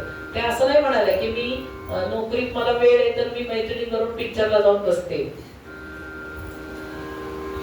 त्यांना नोकरीतून वेळ मिळाला किंवा आमच्या परमहंसांना नोकरीतून वेळ मिळाला तर परमहंस ॲम्युनिशन फॅक्टरीत ज्ञानेश्वरी सांगायचे महाराज का डबा खायचा सोडायचे. मधली सुट्टी होती, त्यात डबा 2 मिनिटात 3 मिनिटात खाऊन घ्यायचे आणि तळमळ काय तर जे बरोबरची जी मंडळी आहेत त्यांना माऊलींनी प्रेरित केलेलं ज्ञान कळावं. कुठल्या कुठे तळमळे महाराज.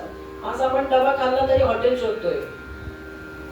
परमहंसांचं चरित्र वेगळं आहे, आपलं चरित्र वेगळं आहे. आपल्याला तळमळ तर लांबच राहिली, आपल्याला खाण्याची तळमळ आहे महाराज. हा फरक आहे संत मंडळी आणि आपल्यात.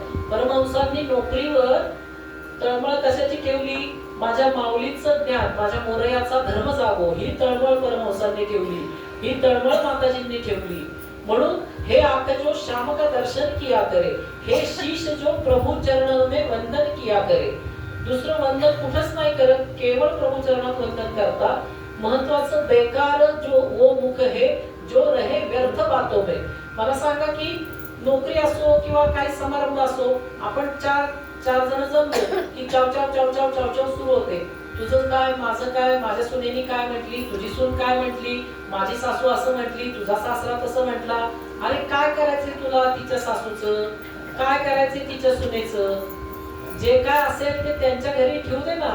तुम्ही एकमेकात जर का भेटले की मला आता सामान्य वर्ग सोडा, साधक जन एकमेकात भेटलं तर पहिला प्रश्न असा पाहिजे, तुमची साधना व्यवस्थित चालू आहे का.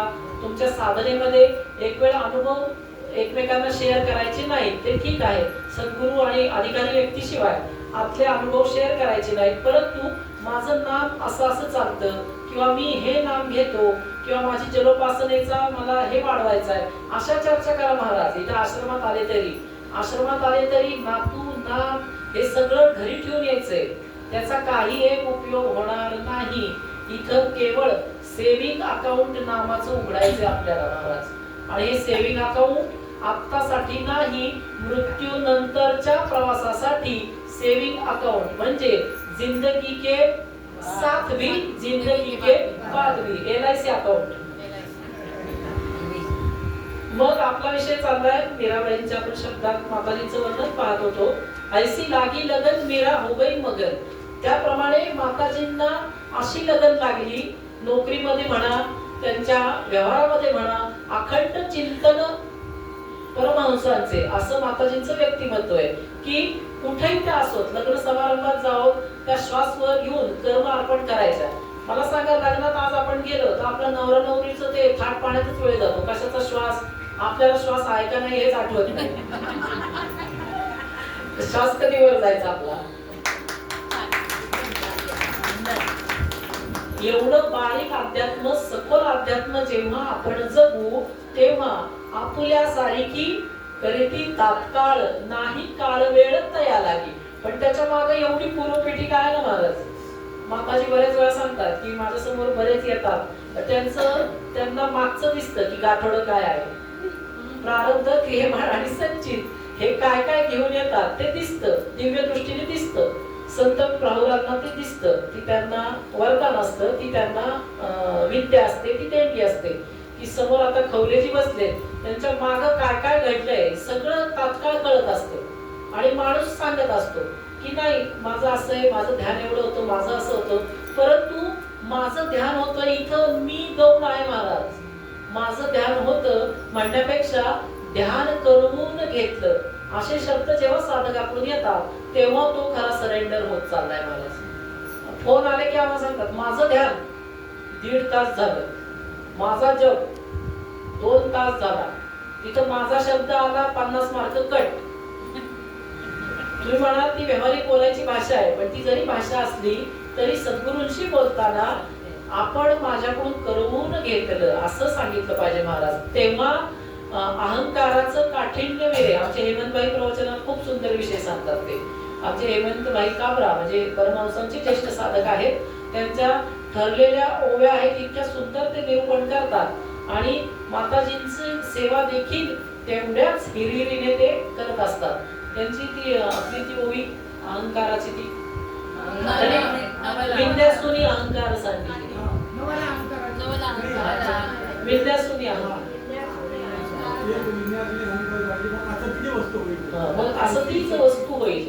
मला आता सांगा वस्तू कोणती आहे? आपल्याकडे काय कपाट ठेवले? ज्ञानोबा माऊलींनी वस्तू काय कपाट सांगितली का? मला जुन्या साधकांनी नाही, मी त्यांची नावं घेतो, त्यांनी मला वस्तूचा अर्थ सांगायचा आहे. थांबा तुम्ही. मुग्धा तुसा, मुग्धा पोद्दार. वस्तू म्हणजे काय? त्या माऊलींना कोणती वस्तू? असं तीच वस्तू आपली व्हायची. हा बरोबर, छान. मुग्धा ताईंसाठी काय होत्या तिथे बरोबर आहे. आत्मरूप वस्तू जी ही वस्तू आहे, ही आपल्याला कुठं शोधायला जायचंच नाही महाराज. लोक म्हणतात देव शोधायचा आहे, देव शोधायचा आहे. अरे ऑलरेडी इथे येऊन बसलाय तो, त्याला शोधायचंच नाही.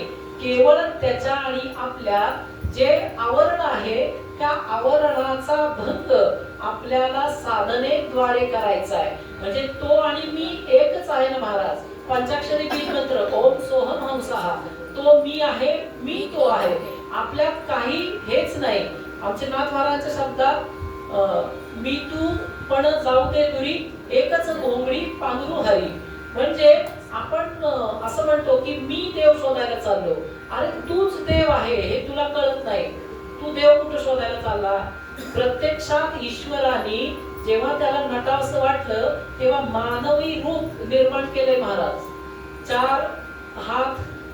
चार हात होते ईश्वराला, 2 पाय होते, त्यापैकी 2 हात काढून तुम्ही पुतळा तयार करा आणि त्याच्यात प्राण हे करा असं ब्रह्मदेवांना आज्ञा केली. आणि ती आकृती म्हणजे तुम्ही आम्ही आहे महाराज. केवढं आपलं वर्चस्व आहे. आता घरी जाऊन म्हणू नका की आम्ही वर्चस्व आहोत. प्रत्येक मानवात तेवढी ताकद आहे. माझ्याकडे पत्रिकेचे क्लायंट येतात, त्यांना मी सांगतो अरे असले फुटकळ प्रॉब्लेम आहे, तुम्ही घाबरून जाऊ नका. म्हणतात का महाराज? अहो एवढं कर्जाचा आकडा आहे. म्हटलं अरे असू दे ना, कर्जाचा आकडा असू दे, जेवढं सांगतो तेवढं फॉलो करा. आता जेवढं सांगतो म्हणजे मी सांगतो का? मी त्यांना सांगतो, काय काय येऊन पाय धरतात, महाराज तुमच्यामुळं केवढं मोठं संकट टळलं. म्हणतो माझ्यामुळे नाही बाळा, मी नुसतं निमित्त मात्र आहे. मी देखील तुझ्यासारखाच मानव आहे. मी देखील 2 हात 2 पायावाला माणूस आहे. मला महाराज महाराज म्हणून चढवू नको. ही सगळी सत्ता अनाकलनीय सत्ता आहे. त्या सत्तेने जेव्हा कृपा केली, त्या सद्गुरूंनी जेव्हा कृपा केली, त्या भगवती शक्तीने कृपा केल्यानंतर तुझे हे प्रश्न सुटलेले आहेत. त्याच्यामुळं त्यांना तिघांना त्रिवार शरण राहण तीच आपलं हे होईल. तर असं आहे महाराज की आपला विषय काय चालला होता, त्याच्या आधी काय विषय चालला होता? वस्तू. आपल्या मुग्धाताईंनी बरोबर उत्तर दिलं. आत्मा, वस्तू म्हणजे आत्मा. ज्ञानोबा माऊली काय सांगतात? विन्यासूनी अहंकार सांडीजे, मग असं तीच वस्तू होईजे. असलीच वस्तू म्हणजे काय? आता आत्मवस्तू जी आहे प्रत्येकाच्या टाळूबागी. आता विषय वाढेल तिकडे जात नाही. आपण प्रत्येक वेळी सांगितलेलं आहे, लहानपणी बाळ जन्मलं की त्याची टाळू जी लपलप होते त्याच्यामध्ये आत्मचैतन्य शक्ती येऊन बसलेली असते. ती वस्तू ती प्रत्येकाच्या देहात आहे ना महाराज. तुम्हाला परत परत सांगतो, आपण जर का ठरवलं ना तर या भारताचं काय, अख्ख्या पृथ्वीचं सम्राटपद आपण भूषवू एवढी ताकद प्रत्येकाच्या देहात ईश्वराने घातली आहे. प्रत्येकाच्या देहात सुप्त कुंडलिनी आहे. प्रत्येकाच्या देहात आत्मतत्व घातलंय. हे तुम्ही धीरूभाई अंबानी सारख्यांना 50-50 करोड दिले तरी असलं मिळणार नाही महाराज. मला सांगा, वैज्ञानिकांना जमलंय का मेलेला माणूस जिवंत करणं? त्यांना फक्त एवढं जमलंय, टेस्ट ट्यूब बेबीनी नवीन जन्माला घालणं. पण त्याच्यासाठी देखील पुरुषाचं आणि स्त्रीचे बीज लागतात, ती पण निर्माण करू शकत नाही. मग गेलेला माणूस ज्या दिवशी विज्ञान जिवंत करेल त्या दिवशी विज्ञान श्रेष्ठ. पण ते तसं होणार नाही, कारण की मृत्यू हा असा आहे, काळ ही अशी सत्ता आहे की ती ईश्वराने त्याच्या हातात ठेवलेली आहे. आणि मृत्यू हे अनिवार्य सत्य आहे. फक्त साधकाने एकच करायचे, आपल्या श्रद्धेचा मृत्यू होऊ द्यायचा नाही. कारण की श्रद्धा ही मृत्यूचा मृत्यू करत असते. आपल्या श्रद्धेचा मृत्यू अजिबात होऊ द्यायचा नाही. श्रद्धेचा मृत्यू म्हणजे काय? आपल्या सद्गुरूंवरची श्रद्धा, गणेशी ब्रह्मावरची श्रद्धा, भगवती जी शरीरात कुंडलिनी माता आहे तिच्यावरची श्रद्धा, या तिघांच्या श्रद्धेचा मृत्यू होऊन द्यायचा नाही. तो ज्या दिवशी झाला त्या दिवशी आपला मृत्यू अटळ आहे महाराज. का? कारण की मृत्यूचा मृत्यू करण्याचं सामर्थ्य या तत्वांमध्ये आहे. परत परत सांगतो की तुम्ही सामान्य नागरिक असा, तुम्ही केवळ मनुष्य जन्माला आलेला आहात ना, ही तुमच्याकडं 95% भांडवल आले महाराज. आता 5% भांडवल केवळ आपल्याला सिद्ध सद्गुरूंच्या कृपेत प्राप्त करायचे. तिथं धर्माचं आट नाही, तिथं जातीची आट नाही, तिथं लिंगाची आट नाही, तिथं वर्णाची आट नाही, कसलाच तिथं भेद नाही. म्हणून ज्ञानोबा माऊलींचं ज्ञान यारे यारे लहान थोर याती भलते नारी नर. आपल्याला मीराबाईंचं गीत थोडक्यात आपण पाहून पुढे जाणार आहोत. आपल्याकडे वेळ आहे ना? जा थोडं. तर माताजींचा जीवनपटाचा आपला विषय चालला होता. मीराबाईंचं हे गीत निवडायचं कारण गीताचं पहिलं चरण, कोई रोके नहीं कोई टोके नहीं, मीरा गोविंद गोपाल गाने लगी, बैठी संतों के संग रंगे मोहन के रंग, मीरा प्रेमी प्रीतम को बनाने गली गली हरि गुण गाने लगी, ऐसी लागी लगन मेरा हो गई मगन, वो तो गली गली हरि गुण गाने लगी, महलों में पली बन के जोगन चली, कोई रोके नाही कोई टोके नाही. माताजींचं जीवनचरित्र. कोणी त्यांना रोकलं कोणी टोकलं तरी माताजींनी ऐकलं नाही. आपल्या सद्गुरु भक्तीवर अखंड आरूढ राहिल्या. म्हणून मेरा गोविंद गोपाल गाणे लगी.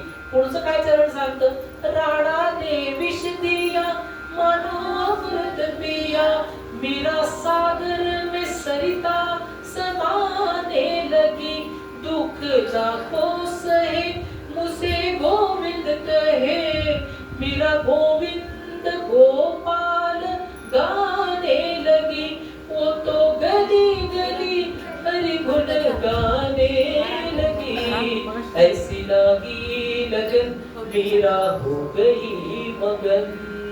राणाने विष दिया हा देखील प्रसंग माताजींच्या आयुष्यात घडलेला आहे. जेव्हा आता आपण कार्याचा विषय चाललाय तेव्हा कार्य करणं इतकं सोपं नाही महाराज. भक्ती ती कठीण सुळावरची पोळी. भक्ती तर आहेच आहे, परंतु इथं स्वतः भक्ती करायची नाहीये, साधकांना भक्तीवर आरूढ करायचंय. आणि त्याच्यामध्ये विघ्न संतोषी लोक पण खूप माताजींना भेटून गेली. त्यापैकी एका वृद्ध व्यक्तीने माताजींना दुधातून विष प्रयोग केला होता. याच ठिकाणी प्रवचन झाल्यानंतर माताजींना दूध आणून देण्यात आलं. त्याच्यात काळं असं दिसलं माताजींना, पण ते त्यांनी गर्दी होती म्हणून पिऊन घेतलं. परंतु नंतर त्यांना कळलं की विष आपल्या पोटात गेलेलं आहे. म्हणून हे आजचं मीराबाईंचा अभंग. राणाने विष दिया मानो अमृत पिया, मेरा सागर में सरिता समाने लगी. समुद्रात नदी ज्याप्रमाणे सामावते त्याप्रमाणे माताजींचं देखील देहाची आग आग व्हायला लागली. ती इतकी प्रचंड आग झाली, परंतु माताजींकडे एकच मंत्र होता, बीज मंत्र. माताजींकडे एकच अधिष्ठान होतं, मयुरेश भगवंत. माताजींकडे एकच सद्गुरू होते, परमहंस बाळकृष्णानंद स्वामी. माताजींच्या देहात कुंडलिनी आद्याशक्ती होती. या तिघांनाही आवाहन करून माताजी सकाळी ध्यानाला बसल्या आणि म्हटल्या आता विष पोटात तर गेले, परंतु काय करायचं. त्याच्यावर तेव्हा उत्तर आलं आणि त्यांनी काही योगिक क्रिया माताजींना सांगितल्या. मला सांगा, विष गेल्यावर माणूस जास्तीत जास्त 1 तास ते 2 तास जगेल, परंतु माताजींना महिनाभर दाह झाला आणि एका महिन्यानंतर शौचच्या वाटेत ते विष पडून गेलं. हे योगिक प्रक्रियेमुळे सिद्ध झालं. म्हणून राणाने विष दिया मानो अमृत पिया. तुमच्या माग परमात्मा शक्ती असेल तर तुम्हाला कोणी विष जरी दिलं तरी त्याचं अमृत बनवण्याची ताकद परमार्थ शक्तीमध्ये असते, सद्गुरु शक्तीमध्ये असते. आणि हेच आपण माताजींच्या जीवनचरित्रावरून पाहतोय. मग माताजींची अखंड तपश्चर्यायुक्त जीवन असल्यामुळं परमहंसांनी त्यांना आदेश दिला की 12 वर्षांनी मी तुम्हाला भेटायला येईल. माताजींना वाटलं की कोणाच्या तरी रूपात जन्म घेतील किंवा आपल्याला असं वाटतं की काय त्यांचं काय इच्छा आहे. परंतु बरोबर 92 ते 2000 किती वर्ष झाली, 12 वर्ष, 2000 साली स्वयंभू राजराजेश्वर बालचिंतामणी नीलविग्रह त्या ठिकाणी दृष्टांत देऊन प्रगट झाला. आणि आरती राजेश्वरा शरण आलो दातारा, गुरु बाळकृष्णानंद रूप आले आकारा. असं नीलविग्रहाचं स्वरूप बरोबर 12 वर्षांनी माताजींच्या भेटीला परमहंस आले. मग भगवान नीलविग्रहाची प्राप्ती होणं ही साधी गोष्ट नाही महाराज. उगीच कोणाकडेही देव जात नाही. देवाला तसं मगाचं मी सांगितलं, सुवर्ण पात्रच लागतं देव जाण्यासाठी. संत मंडळींकडेच देव जात असतो. अनाकलनीय सत्ता ही उगीच कोणाकडे जात नाही. आमच्या कश्यप ऋषींच्या आश्रमामध्ये त्यांनी अशी प्रार्थना केली होती. आपण मुद्गल पुराणात पाहतो की भगवान विनायकांना आवाहन केलं होतं त्या देवांतक आणि नरांतक राक्षसांचा अंत करण्यासाठी. पण भगवंत कसे प्रगट झाले? भगवंत कोणाच्याही पोटातून प्रगट होत नाही. ते कश्यप ऋषींच्या आश्रमामध्ये जी पूजेमध्ये मूर्ती होती महागणेशांची, त्या मूर्तीतून विनायक प्रगट झाले आणि त्यांनी त्यांचं कार्य सुरू केलं. अगदी परमहंस इथे उभे आहेत, सर्वांनी नमस्कार करा दिव्यतेने, त्यांचा जय जयकार. परमहंस समर्थ श्री सद्गुरु बालकृष्ण महाराज की जय. परमहंस सकल सौभाग्य संपन्न वशुचुडे मंडित अनंत कोटि ब्रह्मांड नायक योगिराज जगद्गुरु महालक्ष्मी प्रेमल माता की जय. ईश्वर सिद्धि विनायक बाल चिंतामणि आत्मबोध विरचित गणपती महाराज की जय. आपला विषय असा चाललाय की नील विग्रह कोणालाही प्राप्त होत नाही, त्याच्यासाठी तेवढं सोसावं लागतं महाराज. आमचे वांदळे महाराज नेहमी दृष्टांत देतात. ताटात पडलेली फुलं ओवलेल्या हारांना म्हणाली, तुम्हाला इतकं सौंदर्य प्राप्त झालंच कसं? तर ते ओवलेले हार त्यांना म्हणतात, ताटात पडलेल्या फुलांना, सौंदर्य उगीच नाही प्राप्त झालं, त्याच्यासाठी काळजात सुया टोचून घेतल्या. त्याप्रमाणे नील विग्रह प्राप्ती इतकी सोपी नाही महाराज. ती तपश्चर्या प्रचंड आहे. त्याच्यामुळं माताजींकडं स्वतः भगवंत आला. आमच्या नाथ महाराजांच्या शब्दात सांगायचा आता वेळ घालवत नाही, एकच लाईन सांगतो. या सुखा कारणे देव वेडावला, या सुखा कारणे देव वेडावला, वैकुंठ सोडोनी संत सदनी राहिला, वैकुंठ सोडोनी संत सदनी राहिला. धन्य धन्य ते वैष्णव सदन, हो धन्य धन्य ते वैष्णव सदन. तेथे लक्ष्मी सहित शोभे नारायण, या सुखा कारणे देव वेडावला, या सुखा कारणे देव वेडावला, वैकुंठ सोडोनी संत सदनी राहिला, वैकुंठ सोडोनी संत सदनी राहिला. नाथ महाराज म्हणताय, या सुखा कारणे देव वेडावला. नील विग्रह प्रभू श्री महागणेशांची सत्ता यांना कळतं कोणाकडे जायचंय महाराज. उगीच तुमच्या आमच्याकडे पत्ता सांगून येणार नाही. ते असं पत्ता विचारणार, हे कुठे राहतात, मला त्यांच्याकडे जायचं असं नाही. आज विश्वाचा व्यापक अवतरला से देही, असे जी नील विग्रह अनाकलनीय सत्ता आहे ती माताजींना प्रसन्न झाली. मग माताजींचा थोडक्यात आता आपण जीवनपट पाहणार आहोत लहानपणापासून आणि पुढे पुढे जाणार आहोत. माताजींचा जीवनपट म्हणजे लहानपणी शाळेमध्ये अत्यंत हुशार आणि अत्यंत बुद्धिमान मुलगी अशी त्यांची गणना होती. त्यांनी काय केलं, त्यांचे वडीलच शिक्षक होते माताजींचे. त्यांनी त्यांना जास्तीच्या इयत्तेत बसवलं होतं, नाही कमी इयत्तेत बसवलं होतं. तर तिथे या सर्वांची गणित व्हायच्या आधी सर्व गणित सोडून त्यांना दाखवायच्या. मग तिथे एकदा इन्स्पेक्शनला ते हे येतात, डेपुटी, हा, तर त्यांनी सगळ्यांच्या वया पाहिल्या, माताजींचं पाहिलं. छोटी मुलगी ते यांना म्हणाले, गुरुजींना म्हणजे माताजींच्या वडिलांना, की ही कोणाची मुलगी आहे? ते म्हटलं ही माझीच मुलगी. म्हटलं हिला इथं कशाला बसवली, हिला पुढच्या इयत्तेत बसवा, ही बुद्धी शीघ्र आहे खूप. मग तेव्हा माताजींना पुढच्या इयत्तेत हे नसताना त्यांना बसवलं गेलं आणि तिथं देखील 2 इयत्ता म्हणजे समजा 4थीत असेल तर 6वीत डायरेक्ट त्यांची हे झाली नियुक्ती. आणि बुद्धीच्या जोरावर माताजींनी शाळेमध्ये पण प्रचंड यश संपादन केलं, कारण की शीघ्र बुद्धीची देणगी त्यांना मिळालेली होती. परंतु त्याचा अहंकार त्यांनी चढून दिला नाही. त्यांनी सतत भगवंताला शरण राहिल्या, सतत ज्ञानेश्वरीचा ध्यास घेतला. मला सांगा, शाळेत आपण हुशार असतो की आपली कॉल राशी होती, नाही सगळे कौतुक करतायत बरं का, मी नाही कोणाला विचारणार कोण देव आणि कोण संत. असा अहंकार जेव्हा येतो तेव्हा ही सगळी हुशारी, सगळी होशियारी भगवंत बरोबर शोषून घेतो. तद्वत संतांचं नसतं महाराज. संत मंडळी का असतात, माताजींचं आपण जीवनपट का पाहतोय, तर लहानपणी इतकी शीघ्र बुद्धिमत्ता असून अहंकाराचा लवलेश त्यांना नव्हता. मग वडिलांच्याच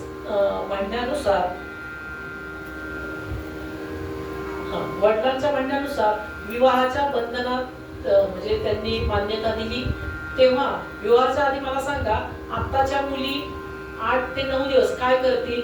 तुमच्याकडून येऊ दे उत्तर. Beauty parlour. उत्तर बरोबर आलं. ब्युटी पार्लर किंवा मग प्री वेडिंग निघाले. प्री वेडिंगचं फॅड, ब्युटी पार्लर, त्याच्यात 14 तास. पण आमच्या माताजींचा जीवनपट आपण का पाहतोय? माताजींनी विवाहाच्या 8 दिवस आधी आळंदीला ज्ञानेश्वरी पारायणाला त्या बसल्या होत्या आणि रामानंद स्वामींनी यांची नियुक्ती पारायण नेतृत्वासाठी संपूर्ण वाळवंटात केली होती आळंदीच्या. मला सांगा, त्यांनी जमलेल्या लोकांनी विचारलं की या मुलीचं लग्न ठरलंय. ते म्हणले किती दिवसावर आले? त्या म्हटल्या 8 दिवसावर. त्याला पारायण 7 दिवसाचे. नाही म्हणे, असू दे की 1 दिवस मिळतोय की मला तयारीला. असं संत मंडळींचं चरित्र आहे महाराज. इथे तुम्ही आम्ही असतो तर प्री वेडिंग करत फिरलो असतो. नाहीतर मग आता मुली 14 तास ब्युटी पार्लरचे एक चांगले धंदे आताच्या मुलींवर. तर हे माताजींच्या जीवनावरून आपल्याला शिकायचंय. मग माताजींचं जेव्हा बसा बाबासाहेब बसा. कुंभारसाहेब आले का? बसा.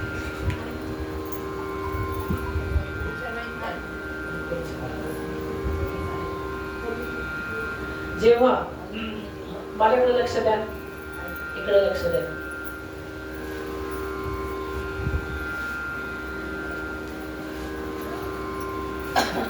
आपला विषय असा चाललाय, माताजींचं जीवनपट. लहानपणापासून विवाह बंधनात त्या अडकल्या तेव्हा माताजींच्या समोर विठ्ठल आला होता. म्हणजे हे धरतात ना अंतरपाठ.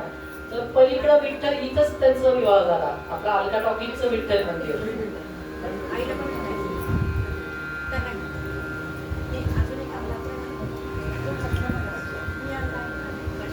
श्री विवेक महाराज की जय. श्री विवेक महाराज की जय.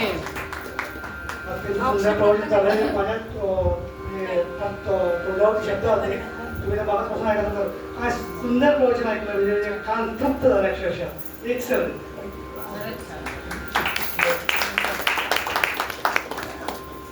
माताजींचा विषय आपला चाललेला आहे की विवाह बंधनात त्या अडकल्या तेव्हा आपलं अलका टॉकीजचं लकडी पूल विठ्ठल मंदिर समोर विठ्ठलच होता माताजींच्या अंतरपाठाच्या पुढं. तर एखादी नवरी काय करेल की पुढची स्वप्न रंगवेल की आता हा नवरा कसा असेल, काय असेल. पण माताजींचं लक्ष विठ्ठलाकडे. माताजी विठ्ठलाला दम देण्यात गुंग. ते म्हणते, तू मला याच्यात अडकवतोय परंतु माझा अध्यात्म मी सोडणार नाही. कारण की का, संतांचं हे जीवन चरित्र पाहण्यासारखे. आपण काय केलं असतं, आपण एकाच हट्टावर ठाम राहिलो असतो. नाही मला अध्यात्म करायचं, मी संन्यासी राहणार. अरे संन्यासी म्हणजे काय? संन्यासी म्हणजे ज्ञानोबा माऊली सांगतात, मी माझे ऐसी आठवण विसरले जयाचे अंतःकरण. तू जोपर्यंत मी माझं सोडत नाही तोपर्यंत तू संन्यासी नाही. तू कितीही भगवी वस्त्र गुंडाळ, तू कितीही भगव्या लुंग्या गुंडाळ, तू संन्यासी ठरत नाही.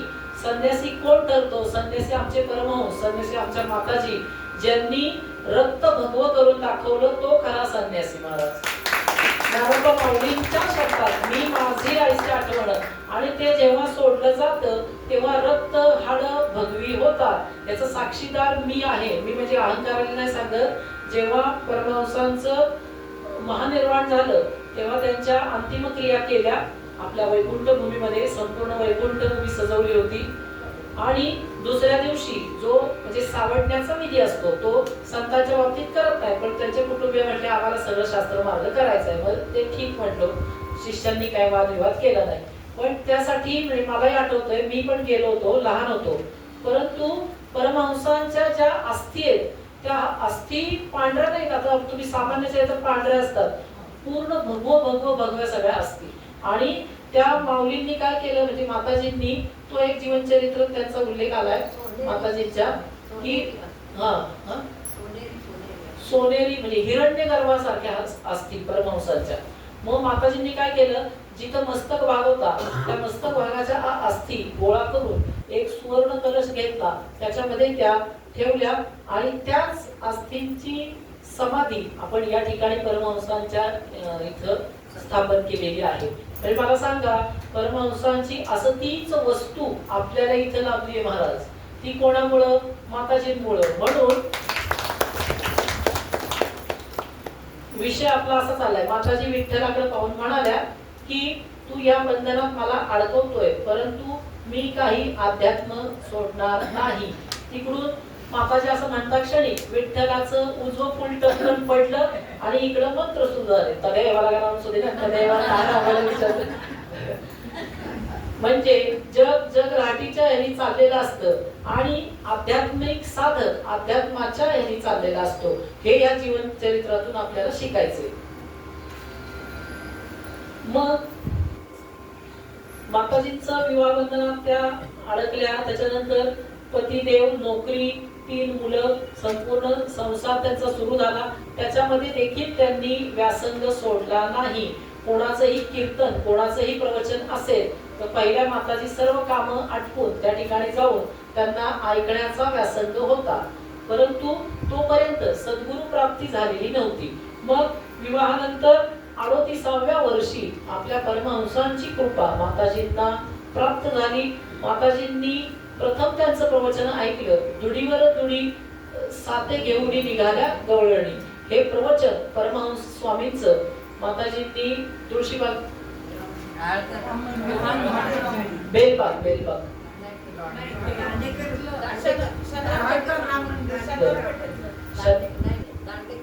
दांडेकर राम मंदिर म्हणून आहे. दांडेकर राम मंदिरामध्ये परमहंसाचं एक प्रवचन चालू होतं. तिथं माताजींना पत्ता कळला, पेपर मधून त्या गेल्या आणि परमहंसांचं प्रवचन त्यांनी ऐकलं आणि त्यांना कळलं हेच आपले सद्गुरू. आता कुठेही सद्गुरू शोधत फिरायचं नाही. आणि त्याबरोबर परमहंसांकडून प्रतिशब्द आले की कुठं होते इतके 40 वर्ष तुमची वाट पाहिली. ज्याप्रमाणे विवेकानंदांना रामकृष्णांनी म्हटलं की हे नरेंद्रा, मी तुझी वाट इतके वर्ष पाहत होतो, तू कुठं होता. तेच शब्द परमहंसांनी माताजींच्या बाबतीत भेटल्यावर काढले आणि तेव्हापासून माताजी प्रवचनाला जशा जायला लागल्या तसं एकही प्रवचन परमहंसांचं त्यांनी चुकवलं नाही. जरी अवघड ड्युटी असली तरी त्यांना 1 म्हणजे 1 ते 8 ड्युटी असायची ससूनमध्ये. त्यांच्या शिफ्ट होत्या 1 मॉर्निंग आणि नाईट. मग अशी सांगितलं नाईट. तर ते 1 मध्ये 1 ते 8 आणि प्रवचनाची वेळ होती 6 ते 7. प्रवचन कसं चुकवायचं? प्रवचन तर चुकवायचं नाही. मग त्या ड्युटीवर कोणाला तरी मॅनेज करून माताची रिक्षा करून प्रवचन ऐकून परत जायच्या. इतकी त्यांनी साधनेसाठी तीव्र तळमळ अंगी बांधलीये. आणि ही तळमळ सद्गुरूला कळते महाराज, ईश्वराला कळते आणि तो त्याप्रमाणे मग आपल्याला प्रदान करत असतो. माताजींचं सद्गुरू भेट 38व्या वर्षी झाली. मग माताजी 45व्या वर्षी व्यासपीठावर आरूढ झाल्या. 38 आणि 45 म्हणजे तरुण वय आहे महाराज. आता हल्लीचा 38 आणि 45 लोक आमच्याकडे पत्रिका घेऊन येतात, विवाह होईल का? मी त्यांना म्हणतो आता 45 झाले, 50 झाले, नाही म्हणे पण म्हातारपणीला नको का जोडीदार. आता पण त्यांना उपाय द्यायचा, या संकष्टीला पत्रिका वाचायला. आता काय करणार, लोकांची जशी मागणी तसा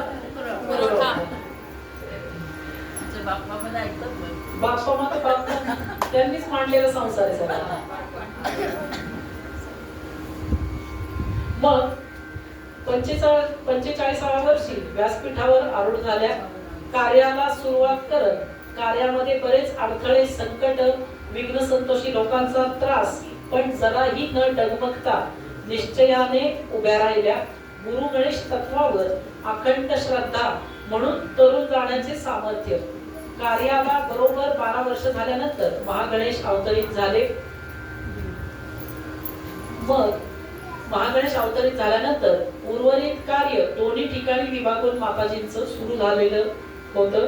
त्याच्यामध्ये सर्व जनांना त्याचा फायदा आध्यात्मिक, प्रापंचिक इत्यादी गोष्टींसाठी होऊ लागला. म्हणजे आध्यात्मिक फायदा तर आहेच आहे, परंतु प्रापंचिक देखील माताजींनी दालन लोकांसाठी खुलं केलं. कारण की माताजींना ही एक शंका होती की जेव्हा आम्ही गाणगापूरला गेलो दर्शनाला दत्तगुरूंच्या, आणि माताजींचे ज्या ट्रिप आहेत, ट्रिप म्हणजे ज्या तीर्थस्थळांच्या यात्रा आहेत, त्या केवळ गणेश गुरु आज्ञेनुसारच होत असतात. उगीच आम्ही ठरवून असं जात नाही चला ट्रिपला असं इकडं तिकडं. त्यांची आज्ञा आली, गुरु गणेशांनी सांगितलं गाणगापूर क्षेत्री जा, आम्हाला तुम्हाला दर्शन द्यायचे, दत्तगुरूंना दर्शन द्यायचे. मग त्या ठिकाणी दत्तगुरु भेटणार आहेत सदेह असा दृष्टांत माताजींना झाला आणि त्यांनी तो माझ्या कानात सांगितला. मग आम्ही दोघं सावध होतो. मग आम्ही गुरुवारी दर्शन घेतलं, दत्तांची आरती संध्याकाळची केली. तिथं पाहिलं ती भूत आहे ते भरपूर नाचत असतात गाणगापूरला आरतीला आणि पालखी निघते नृसिंह स्वामींची. ते झालं. दुसऱ्या दिवशी शुक्रवारी आम्हाला जो आदेश होता पण आम्ही चर्चा केली की दिसते नाही. आईंना म्हटलं काय त्यांची इच्छा असेल तर ते दिसणारच आहे. मग दुसऱ्या दिवशी आम्ही ती संगम भीमा अमरजा संगम जो आहे तिथं स्नानाला गेलो गाणगापूरला. तिथं स्नानाला गेल्यावर एक अतिशय वृद्ध व्यक्ती नदीच्या खोल पात्रात अशी वाकलेली होती आणि पांढरं धोतर, सफेद जानवं अजूनही आठवतंय ते. मग आम्ही सर्व माताजींची पाद्यपूजा करायला लागलो की प्रत्येक क्षेत्रावर गेलो की सद्गुरूंची पूजा व्हावी म्हणून. तिथं आम्ही पूजा करत असताना माताजींनी मला म्हणवलं, विवेक बाळा ते बघ आपल्याला दृष्टात झाले ते हेच नाही ना. मग ते हळूहळू वर आले. आमच्या बरोबर 2-3 साधक होते, ते त्यांना धरायला गेले. म्हणजे मला हात नाही लावायचा, लागूनच असं केलं, हात नाही लावायचा. ते हळूहळू वर असे उभे राहिले आणि इतकं वृद्ध व्यक्तिमत्व, पांढरं शुभ्र जानवं, पांढरं धोतर, गळ्यात मोठे मोठे रुद्राक्षाची एक माळा तेजस्वी आणि ते उभे राहिले. मग आईंना आम्ही पुरवलं, आई बहुतेक हेच आहेत ते. त्यांना जवळ येऊन दिलं, त्यांना नाव विचारलं. ते म्हटले माझं नाव विचारताय, मी नृसिंह, आणि 3 बोटं अशी केली. नृसिंह म्हणजे नृसिंह सरस्वती दत्त महाराज अशी बोटं केली. मग आम्ही काय केलं, माताजी आणि ते बरोबर त्यांची पाद्यपूजा सुरू केली. नंतर माताजींनी त्यांना प्रश्न केला की मी तर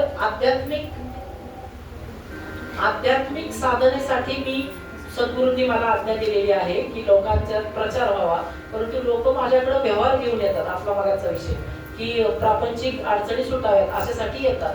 त्यासाठी मी काय करू हे दत्तगुरु महाराज. आता साक्षात दत्तगुरूच अवतरले ना. दत्तगुरूंना विचारल्यानंतर ते म्हणाले की तुम्ही गुरुजर मावशी बोलू नका, बाहेर बोला काय असेल डिस्टर्ब होतो. आलंय जेवण होईल सगळ्यांना म्हणतात.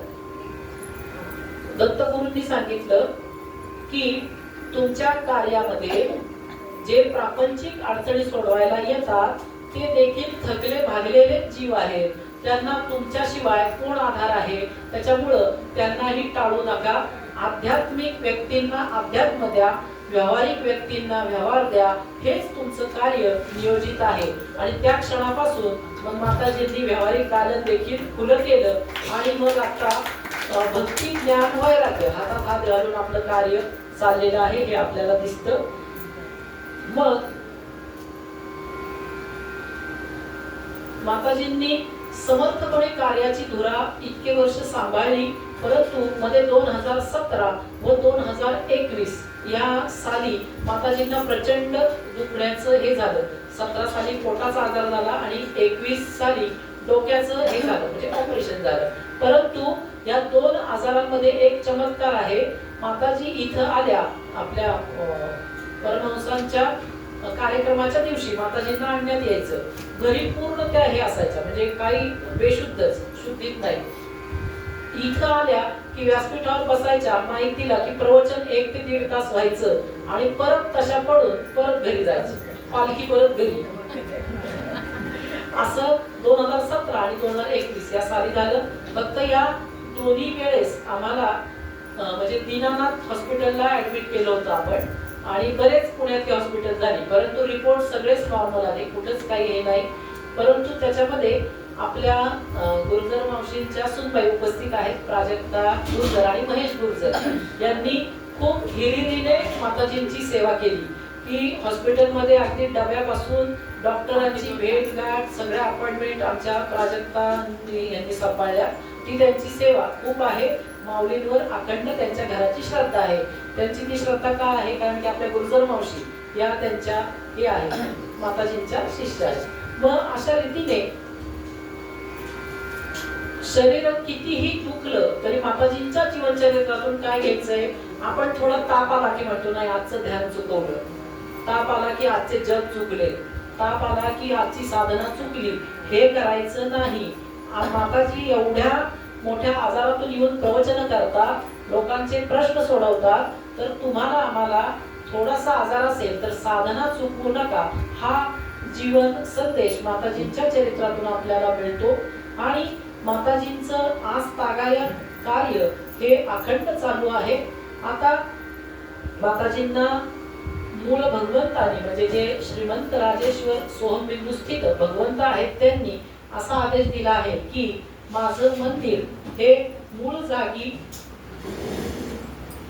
जागी भव्य आणि सुंदर 11 फूट खाली असा आदेश दिला आहे. ते बांधण्याचं काम आता माताजींना दृष्टांताद्वारे मयुरेश्वरांनी सांगितलेलं आहे. तर त्याला देखील आपल्या भक्तगणांचा उत्तम प्रतिसाद आहे आणि सर्व आपल्या साधक मंडळींचा सहभाग त्याच्यात हिरहिरीने आहे. त्याच्यामध्ये आता मी नावं घेत बसत नाही, सगळ्यांचा सहभाग त्याच्यात आहे. फक्त आपल्याला अजून एक करायचं आहे. आता मागच्याच आठवड्यात आमची ऑनलाईन मीटिंग झाली, त्याच्यामध्ये आमचे महेश होते, किरण होते आणि अजून बरेच आमचे मेमाणे बंधू होते, दोन सगळ्यांनी खवले होते. सगळ्यांनी असं ठरवलं की आपण लवकरात लवकर तो संकल्प पूर्ण करण्यासाठी जरा जोर लावायचा आहे. कारण की आपल्याला सभामंडप आणि गाभारा हे आता प्रमुख उद्दिष्ट आहे श्रींचं, तर ते आपल्याला एका वर्षात किंवा 1.5 वर्षात पूर्ण करायचंच आहे. असा संकल्प सर्व हिरिरीने करा. ते कार्य मयुरेश्वरांनी आपल्याला नेमून दिले म्हणजे आपण खूप भाग्यवान आहोत महाराज. जरा साधकांनी ते मनावर घ्या. आमचे महेश आहेत त्यांनी खूप ते कार्य सुंदर सुरू केले. त्यांना मी पावती पुस्तक दिले, म्हणजे बऱ्याच जणांनी नेली, पण महेश गुर्जर यांचं त्याच्यात कार्याचा का उल्लेख करतो, ते काय करतात की एकाला सांगतात आणि पैशाची मागणी नाही करायची आपण, म्हणजे रकमेची मागणी नाही करायची, पण कमीत कमी 500 रुपयाची पावती कोणाला जड नसते. तर ते सांगतात की असं असं आहे आणि ही पावती तुम्ही फाडता का, तर त्यांच्या परिचितातल्या व्यक्तींना ते फाडतात पावती, कारण की 500 रुपये आजकाल कोणालाही जड नाही. मग ती पावती फाडल्यानंतर ते सांगतात की तुमच्याच 5 जणांना, तुमच्या चेन मधल्या 5 जणांना हे सांगा आणि त्यांच्याकडून 5 पावत्या करा. असं त्यांनी पावती पुस्तक संपवत आणले. मग महेश गुरुजनांसाठी एकदा टाळ्या उठवल्या जात्या, कारण की हिरहिरीने सहभाग घेतलाय महाराज. असा प्रत्येकाने नोंदवला तर आपल्याला राजेश्वरांचं मंदिर काहीच अवघड नाही. त्यांनी 2 कोटीचं बजेट दिले महाराज. 2 कोटी म्हणजे मूळ ईश्वरासाठी काही रक्कम नाही महाराज. आपणच आपली परीक्षा आहे. आपल्याला एक्झाम पेपर दिलाय, आता तो किती कोण सोडवतं याच्यावर सर्व अवलंबून आहे. आपला विषय असं चाललाय.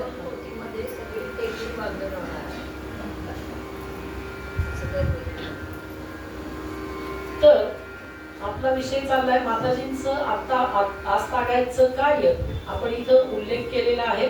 मग माताजींना आजच्या शुभ दिनी प्रातस्मरणीय पूज्य अशा परमहंसांच्या चरणी आपण प्रार्थना करू. माताजींना दीर्घायुष्य, आरोग्य व असंच उत्तरोत्तर जनहितार्थ कार्य त्यांच्या देहाकडून घडावं.